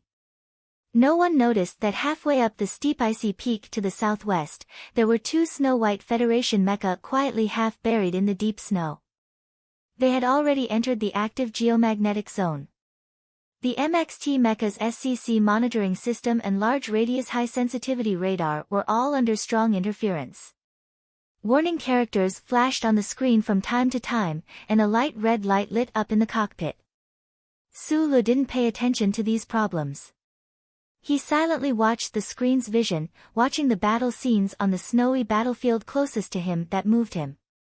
Shang Qiu was currently beside him, performing operations to eliminate interference. His movements were as smooth and concise as usual. As the chief research engineer of MX, a true genius, even if he were to do this work, he wouldn't be able to do it better. With a light beep, the two white mecha in a synchronized state recovered most of their electronic functions at almost the same time. Relying on manual operations couldn't go against the mysterious nature, but it could recover some of the losses. Through the calculations of the onboard computer and the observation of the naked eye, Sulu roughly determined the scope of the battle area. The trapped Green Dragon Mountain troops were more than expected, roughly 2,000 people. Presumably, before they were ambushed, they should have been close to a proper regiment's establishment, but this Green Dragon Mountain troops were now scattered into countless scattered small teams, fighting in a glacial region that was dozens of square kilometers in size. This kind of situation was truly not good.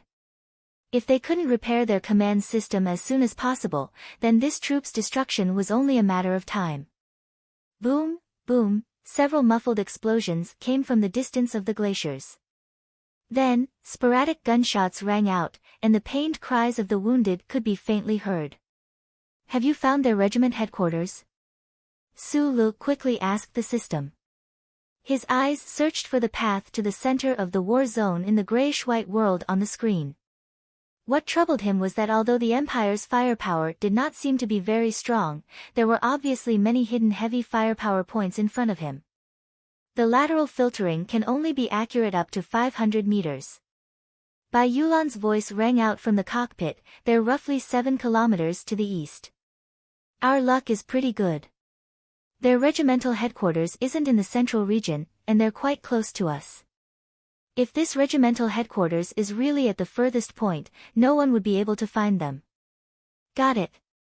Sulu let go of the joystick, turned back to the chair, and took out the black workbench box, preparing for battle. Between the glaciers in the direction of the Green Dragon Mountain Regiment Division, there should be many Empire firing points.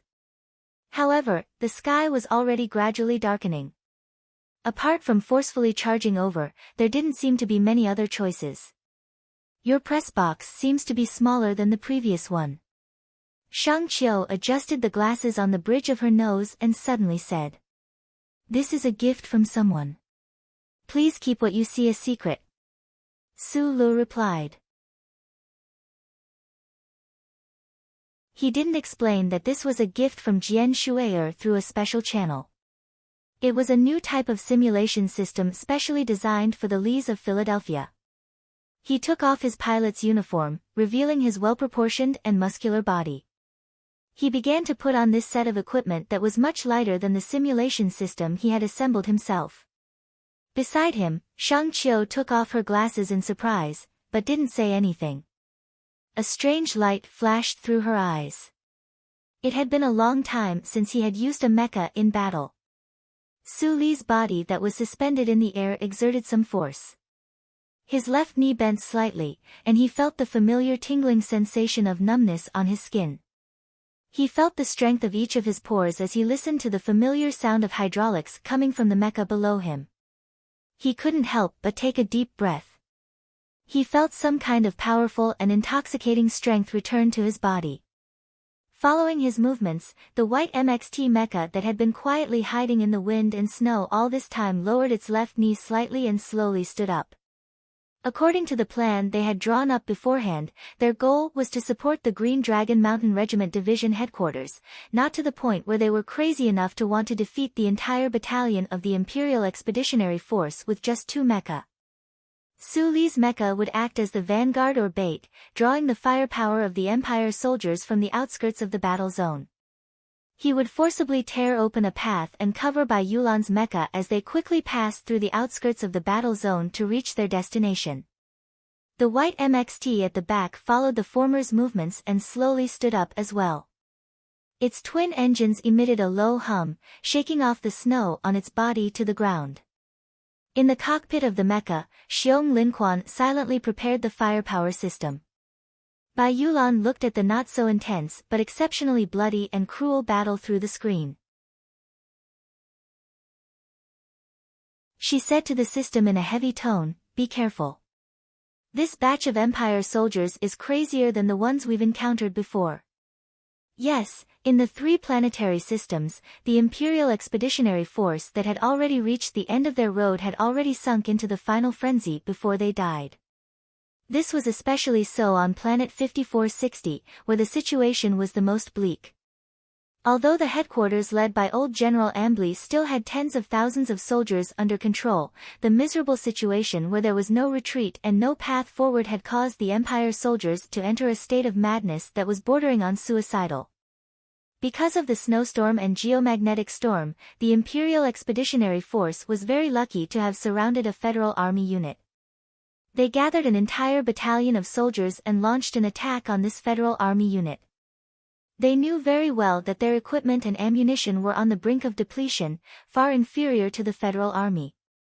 Even if this ambush was successful, their troops would have to pay a heavy price. They also knew very well that even if they completely annihilated this Federal Army unit, it would not change the cruel fact that the Empire had been annihilated in the West Woods. But so what? In the moment before death, they suddenly found that they could kill more enemies before they died. How could they not seize this opportunity? The people of the Empire didn't even care what the Federation unit's designation was. In their eyes, there was no difference between the Federation Army and the anti-government army. They were all people of the Federation, so they all deserved to die. On a snowy slope, a dozen or so Empire soldiers were currently advancing towards the Green Dragon Mountain unit. They didn't shout, didn't yell, only with sunken faces and red eyes. They stepped over the already dead and stiff corpses of their comrades and pulled the triggers with all their might. The metal triggers were as terrifying as soldering iron from the severe cold. Their fingers had long festered to the bone, but their shooting movements were still incomparably accurate and meticulous. The whistling bullets flew past, striking the eye of an Empire soldier. Flowers of blood and brain matter spurted out at the same time, but he didn't immediately fall down. Instead, he relied on some sort of instinct before death to fire the last 2 bullets forward. Only when the Federation people's follow-up bullets struck his chest into a mess did he willingly fall onto the ice and snow. His 2 legs twitched slightly, and then he didn't make any more movements, dying as if he had been freed. 3 kilometers to the northwest, the Green Dragon Mountain Unit's side defensive line was finally broken through. 300 Empire soldiers launched an attack on this unit that had been defending alone for a day and night. The Green Dragon Mountain soldiers clenched their teeth and continuously fired. The 300 Empire soldiers, however, didn't fire back. Instead, they faced the bullets of death and advanced with difficulty on the snowy ground, doing their best to close the firing distance. They didn't care that their comrades were constantly falling beside them. In reality, when their comrades fell, the Empire soldiers' faces didn't show any emotion. They only calmly bent down to pick up their comrades' guns and then charged forward again. This was because they understood extremely clearly that their guns only had a single magazine, and every single bullet had to be displayed to its greatest effect.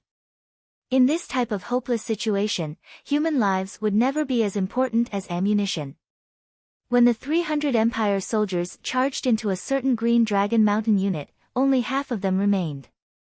A bitter close-range shooting battle abruptly unfolded in that snowy plain.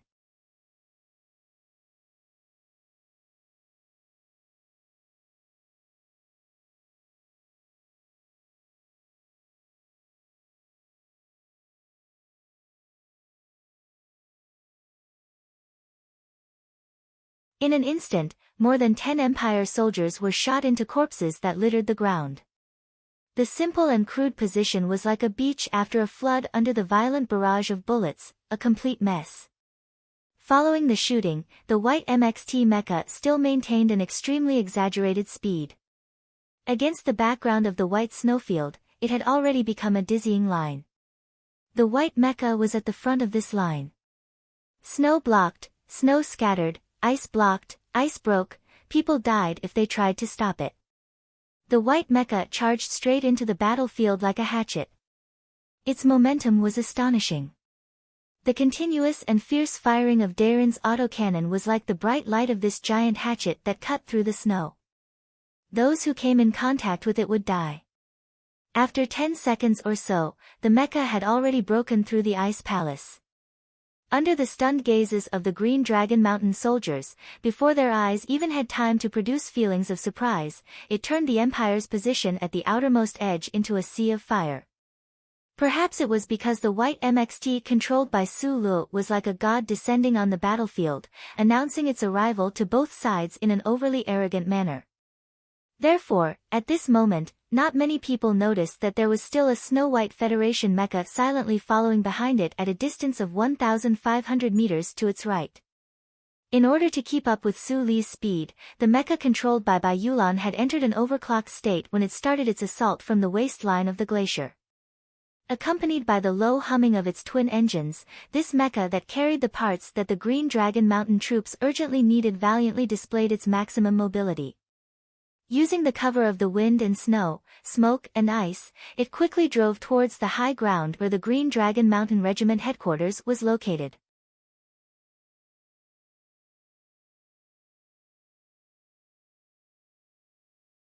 The densely packed grenades shot through the wind and snow, instantly covering the entire position, shooting towards that incomparably powerful white mecha that was silently dodging in the position. At the same time, the Imperial commander finally discovered the other white Federation mecha behind. Out of some kind of danger intuition and sensitivity on the battlefield, a batch of mechanical troops began to move at high speed in that direction, wanting to surround that silent white mecha. Go to hell, devil! That Imperial commander who was hiding in the ice crevice, risking his life to locate the Federation mecha, did not feel that his calf had already been cut off by a piece of metal at all. He stared fixedly at that white Federation mecha, and when he heard the shrill howls of the dense bamboo root grenades in the air, he gritted his teeth and cursed. Boom! Boom! Boom! The entire snowy plains began to tremble. Countless horizontally fired cannons whistled through the formation, bombarding the snowy plains even further away. 3 batches of 3D cannons, one after another, exploded at high speed, ruthlessly plowing through the snowy plains with metal shrapnel and high-temperature flames from afar. That Imperial commander was shaken up by the explosion that landed not too far away from him. The intense shockwave blew his body out of the ice crevice, throwing him into the sky. He rolled in the snow, but there was not much sadness in his wide-open brown eyes. Instead, there was a hint of crazed excitement before death. He could almost see that White Federation mecha exploding into a sky full of fireworks just like him. However, the heavens played the final joke on this Imperial commander. He saw that white mecha tumbling in the air like him, but he did not see the other mecha explode. He fell heavily onto the snowy plains, his mouth and nose full of blood from the shock. He opened his red eyes unwillingly, and before he stopped breathing for the last time, his brown eyes were filled with disbelief and pain. Just like this Imperial commander, the Imperial soldiers in the Sea of Flames and the commanders in charge of observing the effect of the concentrated grenades further away were all stunned by what they saw. They felt cold all over, colder than this cruel world. Faced with the dense and seemingly unavoidable wave of grenades, that White Federation mecha did an action that no one could have imagined. In that instant, the bulky and tall white mecha began to spin and roll, using this strange evasive action in a suffocating and narrow space to avoid all of the grenades around it. Countless amounts of snow and ice were swept up by the high-speed evasive action, becoming a scattering snowflake circle. Within the scattering snowflakes, the smoke and flames of the explosions flickered. This scene was extremely beautiful.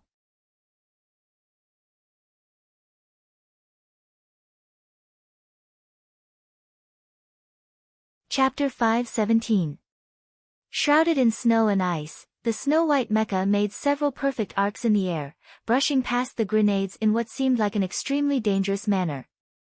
In that split second, it was almost as if the stabilizing wings of the grenades had brushed past the mecha's alloy surface by less than 1 centimeter, leaving a trail of air in the air. A muffled thump rang out like a hammer in everyone's heart.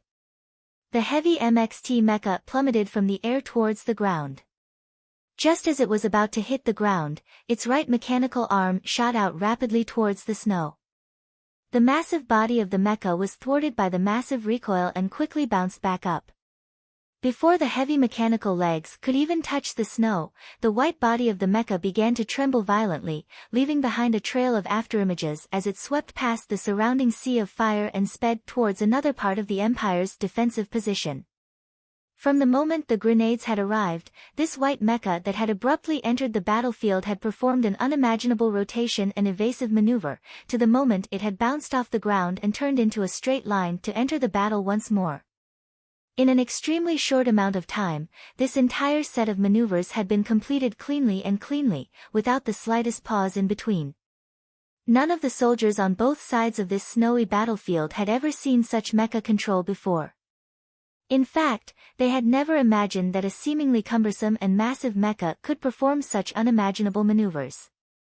Meanwhile, some of the more experienced officers stared at the white mecha that had slaughtered its way into the snowstorm and smoke. They could not help but feel a jolt in their hearts as they thought of a name that had once shaken the universe. Overclocking status denied. T-boost at 60%. SCC half activated.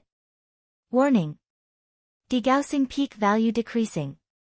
The usual electronically synthesized voice of the mecha cockpit was replaced in today's battle by a slightly trembling but still calm female voice.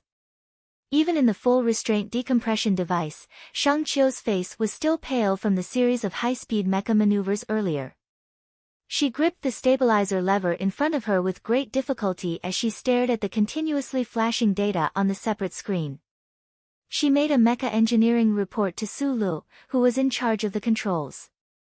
The central control computer of the mecha needed to analyze the data in order to produce the correct status report. Shang Qiu, on the other hand, only needed to stare at the data streams that the average person would not be able to understand. Then, she would be able to use her deep-rooted understanding of the mecha to preemptively make the calculations and analysis, and then use human eyes to give the correct suggestions. Shang Qiu understood this MXT mecha very well. Looking at the data, she decisively recommended not to enter overclocking mode. Because of this, she did not have the time to look at Sulu beside her, who was operating the mecha. However, she knew that he was not using his full strength right now. To be so powerful without using his full strength was truly a shocking fact. Sulu was not moved in the slightest by the series of mecha evasive maneuvers that could be described as beautiful. He knew that he could do all this. During the graduation day military exercise, he had rushed down from the top of Blue Pond Peak. Facing the grenades of the Iron 7th Division's Guards Battalion, he could even pass through them, let alone the artillery of the Empire. This was a kind of bone-deep confidence. This confidence came from the mysterious power within his body, from the intimate feeling of seamless cooperation between him and the MXT mecha, and even more from his daily training that was more diligent than anyone else. Today, Su Li's mecha piloting skills were even stronger than they had been during the graduation day military exercise. In addition to the new MXT's turbocharging technology, as well as the Face City War God set gifted to him by Jian Shuier, he did not need to let his mecha enter an unstable overclocking mode to deal with what had seemed like a frightening situation earlier. Shang Qiu's technical cooperation rang out clearly in his ears. Su Lu subconsciously cooperated. At this moment, his entire body and mind had already become one with the giant mecha beneath him, and it was almost impossible to tell them apart. His fingers quickly brushed across the touch screen as he keyed in one precise command after another. His other hand gripped the control stick firmly, and from time to time, he would use his finger to flick the shortcut button on the stick. The simulation system on his body faithfully reproduced and magnified the muscle movements simulated by the blazing power within his body. Through the onboard system, it was transmitted to every alloy bone and joint of the mecha, allowing the mecha to perform one swift and precise movement after another on the glaciers and snowy plains. After destroying 3 simple Empire defensive positions in succession and dodging 2 concentrated artillery attacks, the Empire troops in this war zone finally understood just how terrifying the power of the White Federation mecha was. Countless angry military orders were passed through the command system, and even more of the heavy armored troops in the central region of the war zone began to move in this direction. The White MXT roared as it passed through a stretch of icy cliffs, and finally met a true opponent.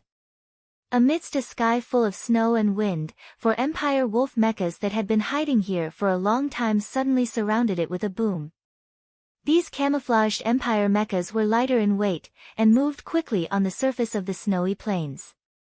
However, they didn't dare to compete in speed with the White MXT in close-range combat. From 200 meters away, they began to blast out powerful onboard firepower. 4 fiery red bullet lines shot out like awls towards the seemingly unprepared white mecha. The other white MXT that had been silently following the smoke and artillery fire at the front also encountered its first wave of obstruction at this moment.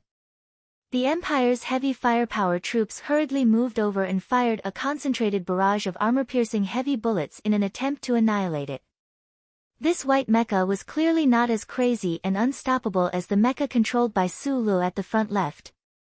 Both of its engines were fully engaged and in an overclocked state, and it still followed the traditional combat mode, carrying out impeccably precise dodging actions. However, what was clearly different was that this white mecha's dodging actions were a little strange. In the eyes of the soldiers on both sides of the snowy plains, when the white mecha was sprinting and sliding to the right, its heavy mechanical arms were unreasonably spread to the left. Darren's cannon fire roared out, shattering the icy cliffs on the left side. This kind of feeling was extremely uncoordinated, like a drunkard holding a bottle of wine and smashing it at the urine stain on the wall, but in the end, it always smashed into the telephone pole by the wall. It was a terrible sight, as if it could be knocked to the ground at any time. However, what was strange was that this white mecha's extremely uncoordinated dodging and firing actions had achieved extremely good results. Not only did it not fall to the ground under the heavy firepower of the Empire's heavy firepower troops, it instead swayed and charged forward at high speed, and those ferocious gunfire reaped the lives of many Empire soldiers. Finally, some of the soldiers understood that this white mecha's operation and shooting seemed to be separated into two completely different systems, and they did not interfere with each other. Multitasking may not be a difficult task, but all of the soldiers knew that a mecha with a complete system would have all links that were interconnected, and it was extremely difficult to forcibly separate them into two parts. However, this white mecha was actually able to do this to such an extent, which could only mean that the pilot's control skills were extremely outstanding. Moreover, he and the person in charge of the firepower system had an extremely good rapport, to the point that it made one's hair stand on end. The white mecha ran wildly across the snowy plains, not caring about front or back.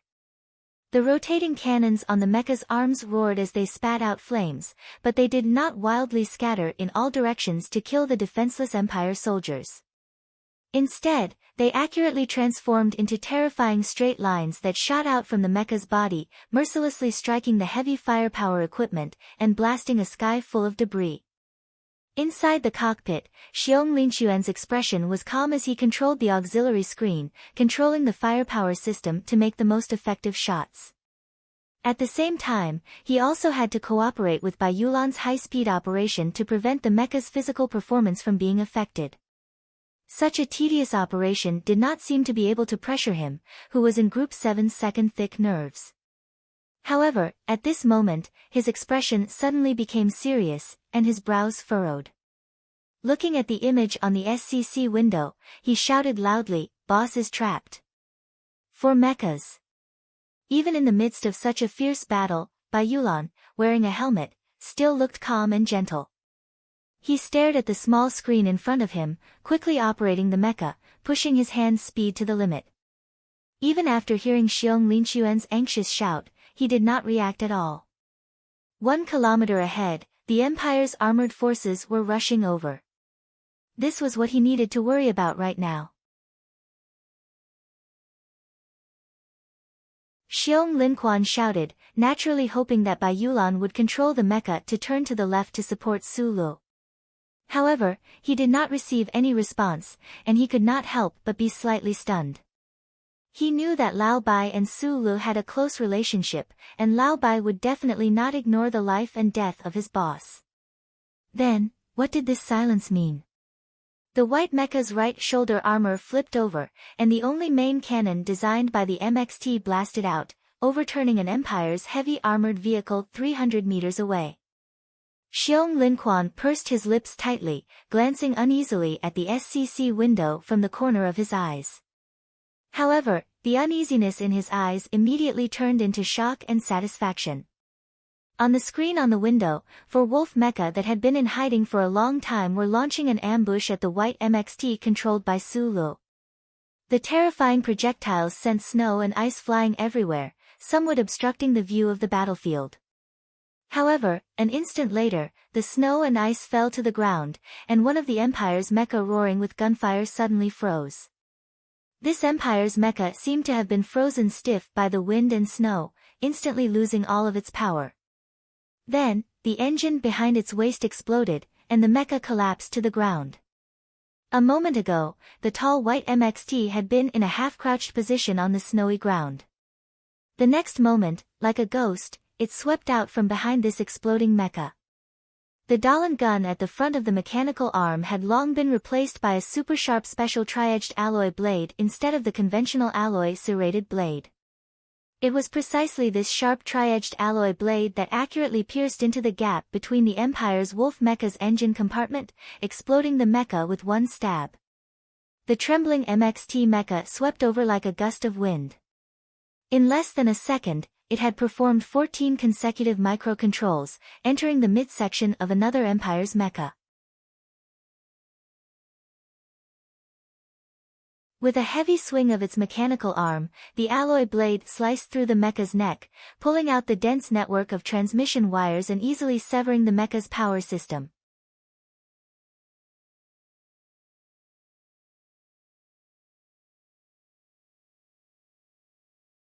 Chapter 518. Almost at the same time it finished off the second Imperial mecha, the white MXT mecha once again slid to the side. Unreasonably, it relied on its own weight and powerful inertia to ram viciously into the other Imperial mecha, sending it flying miserably. What was impossible to see with the naked eye was that in the instant this wolf mech flew off the ground and lost control, the white MXT's left alloy fist smashed down heavily, blasting a deep dent into the inside of the mech's mechanical leg. The severe physical deformation caused the balance support system hidden under the wolf mecha's baffle to explode. The mecha's body fell heavily onto the snowy ground, unable to stand up again.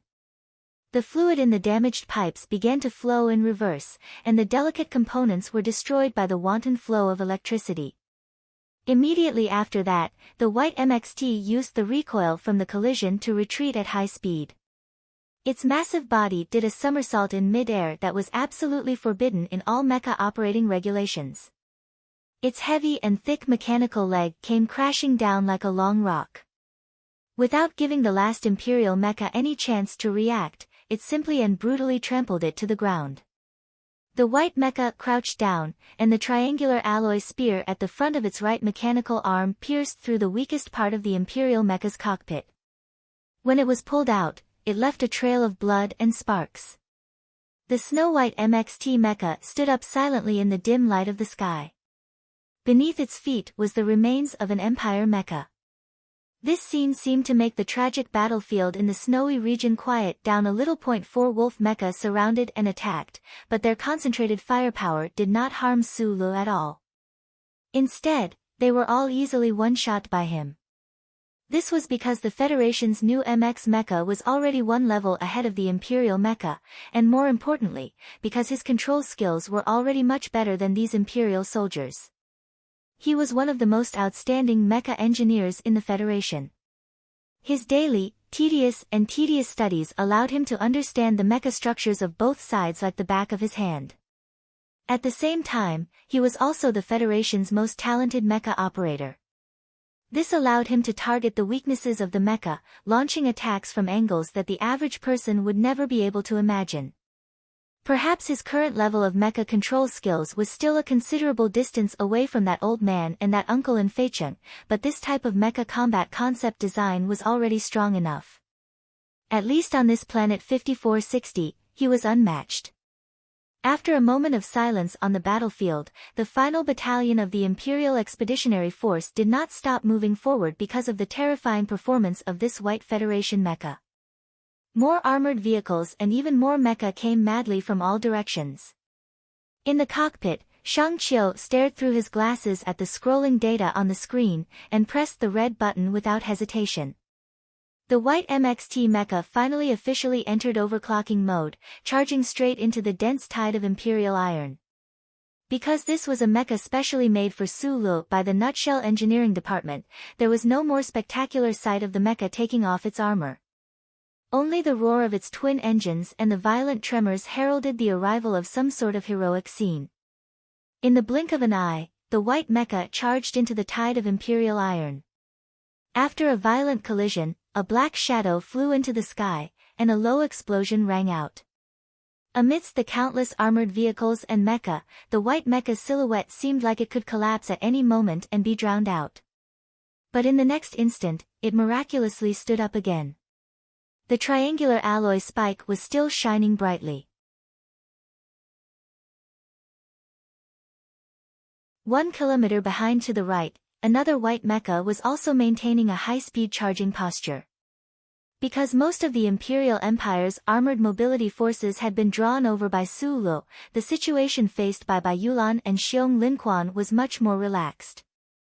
Today was the first time Xiong Linquan had witnessed Su Li's valiant style in mecha operation.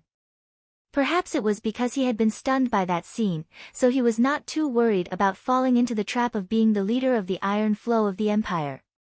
But at this time, Bai Yulan said coldly, "Pay attention, I want to get closer to boss." Xiong Linquan's body stiffened. He knew that Bai Yulan was worried about the safety of the white mecha. He asked curiously, "Boss is such a strong guy. If he fought like before, he could definitely take on an entire Imperial mech squad by himself. What are you worried about?" One person taking on an entire Imperial mech squad by himself was something that only happened in legends. He wondered if the god of war, Li Pifu, could do it.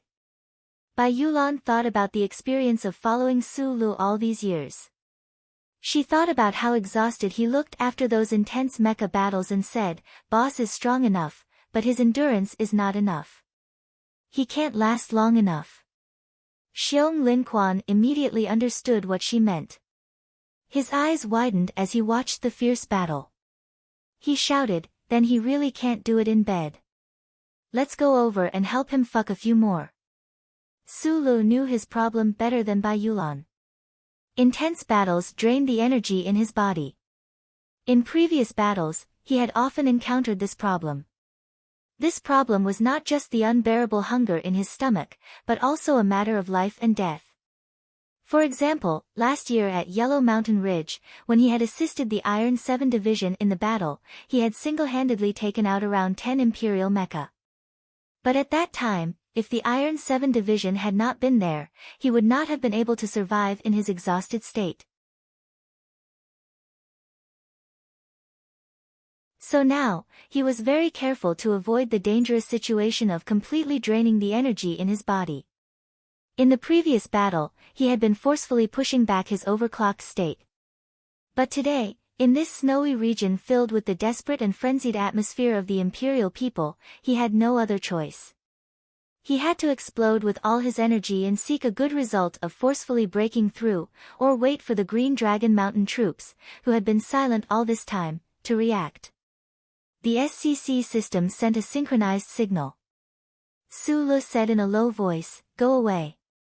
A reply came from the other side. "Don't even think about it." Su Lu wanted to rescue the trapped Green Dragon Mountain troops, but his subordinates and companions believed that his life and death were more important than anything else. This was not something that should happen on the battlefield, where discipline was the most important, but perhaps in the eyes of the 7th Division, this was a matter of course. The two white MXT mechas instantly drew close, maintaining a distance of 500 meters, and rushed towards the Imperial Expeditionary Forces mobile fleet. Those densely packed Imperial armored mobile fleet looked like a flattened cake. Su Li's white mecha was like a knife that had been stabbed into the center of the cake, while Bai Yulan's mecha was treacherously waving around the edges of the cake, trying to share some of the pressure for him. It was a simple tactic, but it could also be said that there was no tactic. In reality, if these two MXT mechas wanted to break out of the encirclement, other than courage and dominance, what else could they rely on? On the ground covered in deep snow, the two heavy white mechas broke through the snow at high speed. They were like two sharp and unstoppable lines of snow, extending forward. Although their speed had slowed down, they were still stubbornly extending forward. Other than the two sides engaged in fierce battle, the sporadic battles at the edge of the snowfield war zone all stopped almost at the same time. Regardless of whether it was the Green Dragon Mountain soldiers or the Imperial Expeditionary Force soldiers, they were all attracted by the two lines of snow. The highland with the geographical designation Y6328 in the charter was unremarkable in this snowfield of ice. Especially after being covered by the snowstorm, it was even more impossible to see any abnormalities. The trapped Green Dragon Mountain troops' headquarters was located in this highland in name. Deep snow covered the bottom of the barracks, and the bone-piercing cold made the atmosphere in the headquarters somewhat cold and cheerless. However, these soldiers who had persisted for 2 days and 1 night did not despair, and they did not give up. Because of the snowstorm and geomagnetic storm, the Green Dragon Mountain troops that had retreated slightly late were trapped in the snowfield. Then, they very unfortunately encountered the final madness of the Empire's people. Their battlefield command system had been severely damaged in the fierce battle, resulting in the current chaotic scene of the battlefield. If not for the bravery and inconceivable discipline of the Green Dragon Mountain troops at the grassroots level, this troop would probably have been defeated long ago. It was precisely because of this unique Green Dragon Mountain troops that could be called machinery, and could also be called a great sense of discipline, that the headquarters located at the edge of the battlefield did not even think of retreating early. From the regiment commander to the ordinary soldiers, they all firmly guarded this place, receiving wave after wave of attacks from the Empire's people while waiting for an opportunity to turn the tide. Unfortunately, 2 days and 1 night had passed, and the Federation's reinforcements still had not arrived.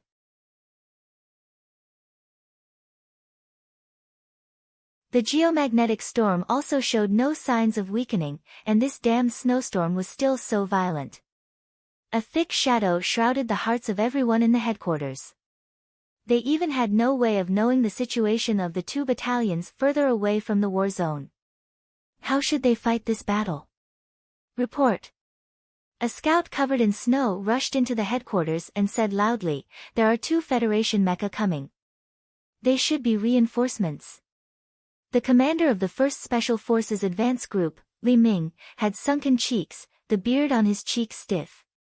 When he heard these words, his eyes narrowed slightly. He quickly walked out of the barracks and quickly asked, "How many reinforcements are there?" In his opinion, the 2 Federation mecha were definitely scouting or contact methods for the Federation's reinforcements. The true main force should be at the back.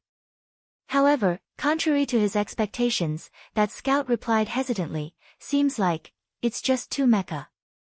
I haven't discovered any traces of the main force." Commander Li Ming stopped his footsteps, a trace of confusion flashing through his eyes.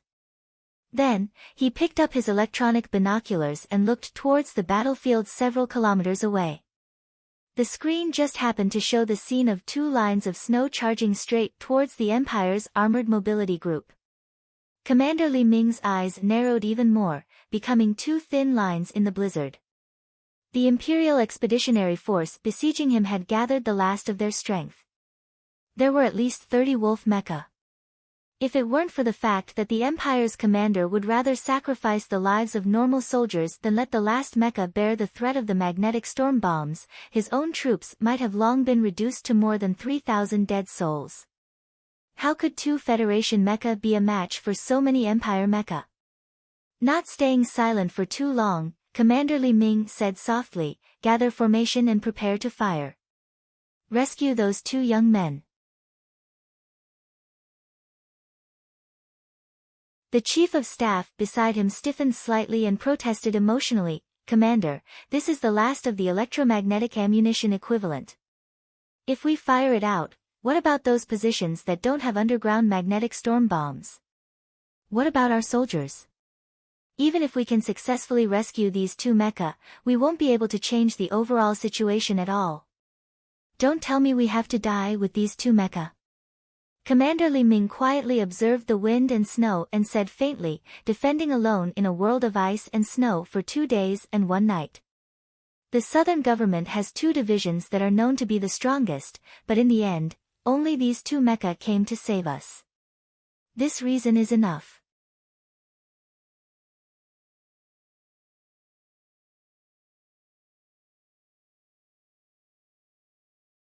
Chapter 5:19.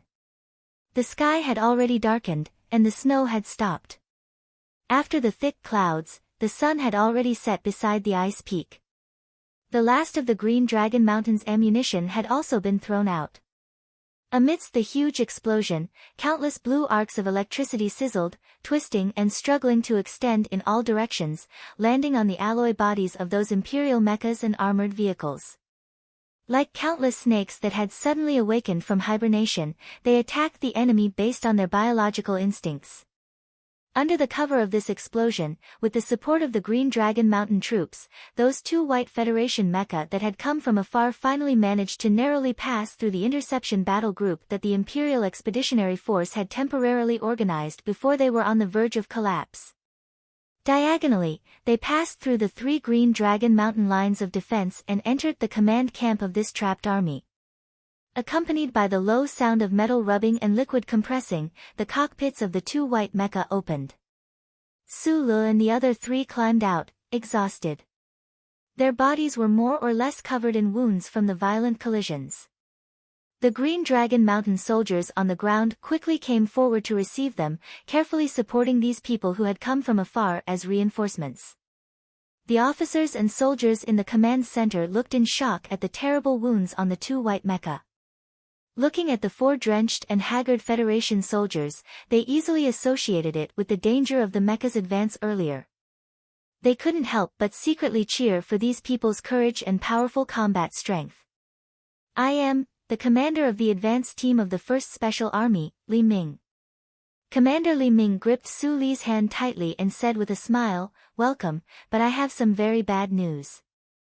Our regiment's last of the electromagnetic storm ammunition has already been thrown out. If those imperial bastards throw their last mecha into battle, other than your 2 mecha, we have no other way." Su Lu felt a warm feeling come from his palm. Glancing at the highest commander of the trapped army, he couldn't help but feel a trace of admiration for this commander's calm and steady attitude in such a desperate situation. "Our regiment has fought for 2 days and 1 night. We fought very badly." Commander Li Ming's smile gradually faded as he said calmly, "The command system is damaged. We can't get in touch with the 2 camps at the snowy peaks. We only know that the battle over there is still ongoing. I don't know how many soldiers have died, but if we don't have enough support, we won't be able to hold on much longer. In fact, I thought that no one would care about us." Commander Li Ming said, "I didn't expect that there would be 2 government mechas willing to accompany us on our last journey." Su Lu could hear the slight bitterness and resentment in this Green Dragon Mountain commander's voice. If it had been him who had been besieged for 2 days and 1 night by the geomagnetic storms, snowstorms, and the crazy remnants of the Empire without seeing any Federation reinforcements or any possibility of escape, perhaps his resentment would be even deeper. "I believe that the big guys will definitely be able to hold on. The reinforcements from behind should be arriving soon." Su Lu firmly shook the commander's hand and sincerely said, "Since we are here, the situation should be better." The soldiers of the Green Dragon Mountain Army had long been numbed by the blood coagulation and death in these 2 days and 1 night of battle. Hearing the words of this small-eyed Federation officer, they didn't have the energy to make an excited expression as a response. Instead, they felt somewhat disapproving and sorrowful ridicule in their hearts.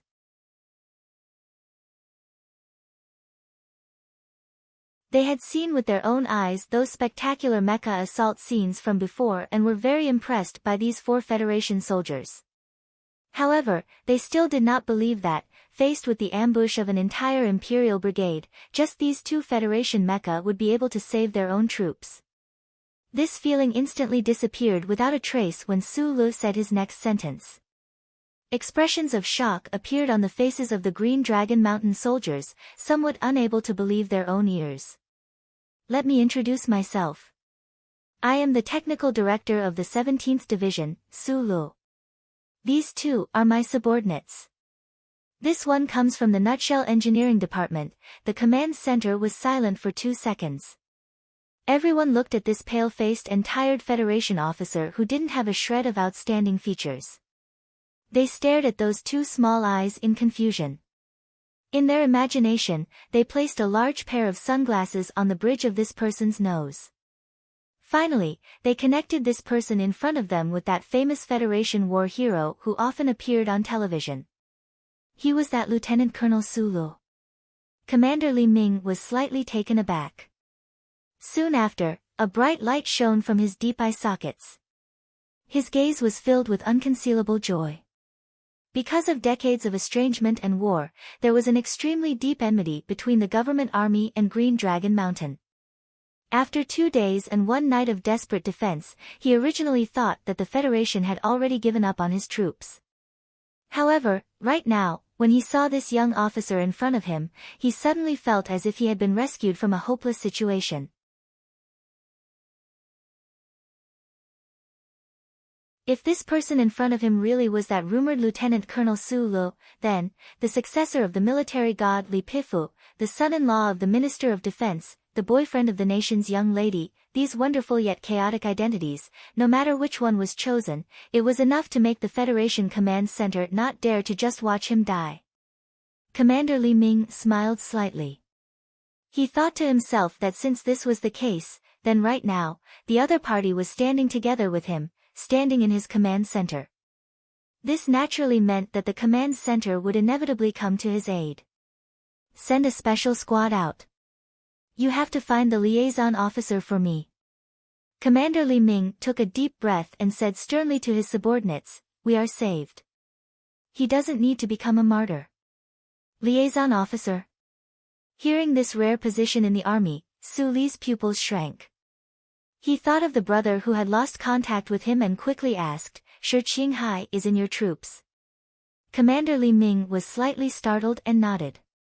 Through his introduction, Su Li found out that Mr. Shi had come to this Green Dragon Mountain troop from the West Woods as early as 3 months ago.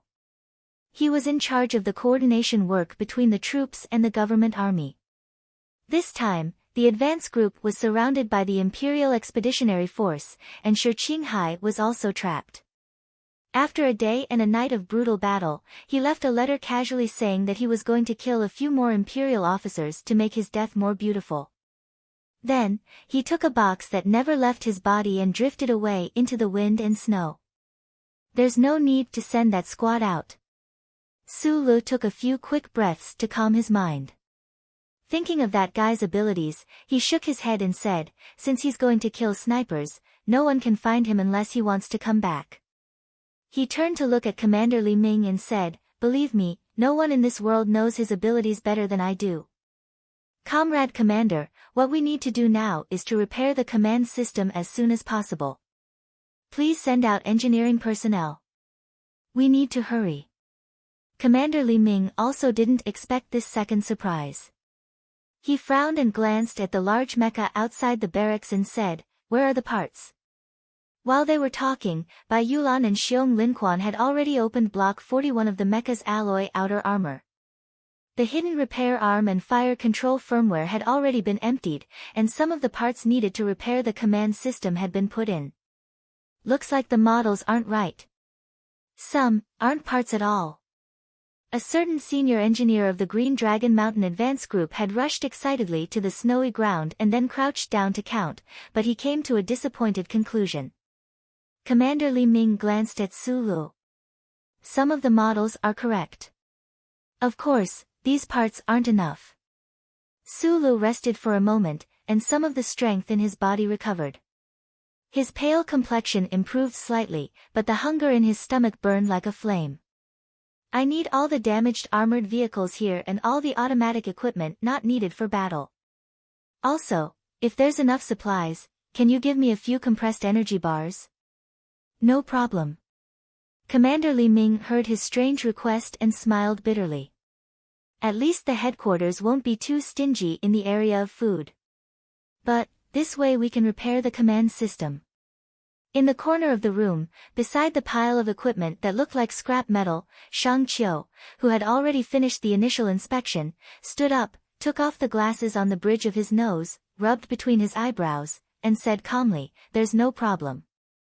The nights in the Arctic glaciers of planet 5460 were always so long. Between the dark snowy plains and icy peaks, there were still sporadic battles going on. In the distance, there were faint sounds of explosions. However, under such a harsh environment, even the Empire's people, who were filled with suicidal madness, were unwilling to launch a large-scale attack. Behind the headquarters on the high ground, Su Li and Shang Qiu were nervously and busily carrying out repair work with the assistance of the Green Dragon Mountain Mecha Repair Company soldiers. According to the list they had drawn up, there were many Green Dragon Mountain soldiers. Under the cover of the night, they were drilling into the damaged armored vehicles and self-propelled cannons around the defensive line, continuously dismantling and cutting them. Hundreds of parts that had passed the test and could still work were piled up in a corner. Su Li and Shang Qiu stood in front of the open command system workbench, continuously communicating in low voices. As the developer, Shang Qiu was responsible for drawing up the blueprints and program plans, while Su Li, who had been single-handedly trained by Feng Yu, was responsible for testing the replacement parts using the simple mechanics spirit of repairing mechas like a television. After watching for a long time, the soldiers of the Green Dragon Mountain Machine Repair Company, who had previously harbored doubts, finally admitted with shock that the brains of this young man and woman were as efficient and precise as a high-performance workbench. Furthermore, their talent in the area of machine repair was even more jaw-dropping. "I say, brothers, who are these two people?" The captain of the Mecha Repair Company stared somewhat absent-mindedly at that side. He took out a cigarette case and passed it to the two silent fellows beside him. He said in shock, "This boss of yours, Lieutenant Colonel Su Lu, is one of the developers of the MX Mecha. Everyone knows this. But where did this girl with an explosive figure come from?" Bai Yulan and Xiong Linquan had been silently guarding beside Su Lu and Shang Qiu with their guns in their arms. After all, they were part of the proper government army. Even if they had done countless dirty and dark missions, under the influence of the Federation's propaganda and military culture, their disdain for the Green Dragon Mountain anti-government army was difficult to erase. So, at this time, when they heard the three words, brothers, and held between their fingers the number 37 brand cigarettes, they were actually somewhat unaccustomed to it.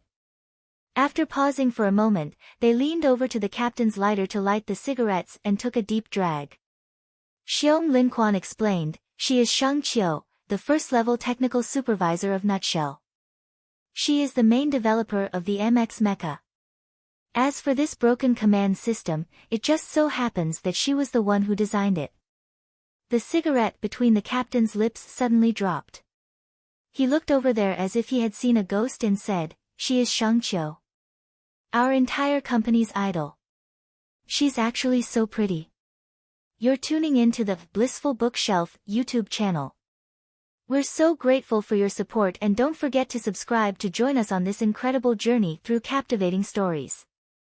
Your generosity through donations truly makes a world of difference, as it's the primary source of revenue that allows me to expand and enhance this channel for you. Thank you from the bottom of my heart for being a part of this adventure.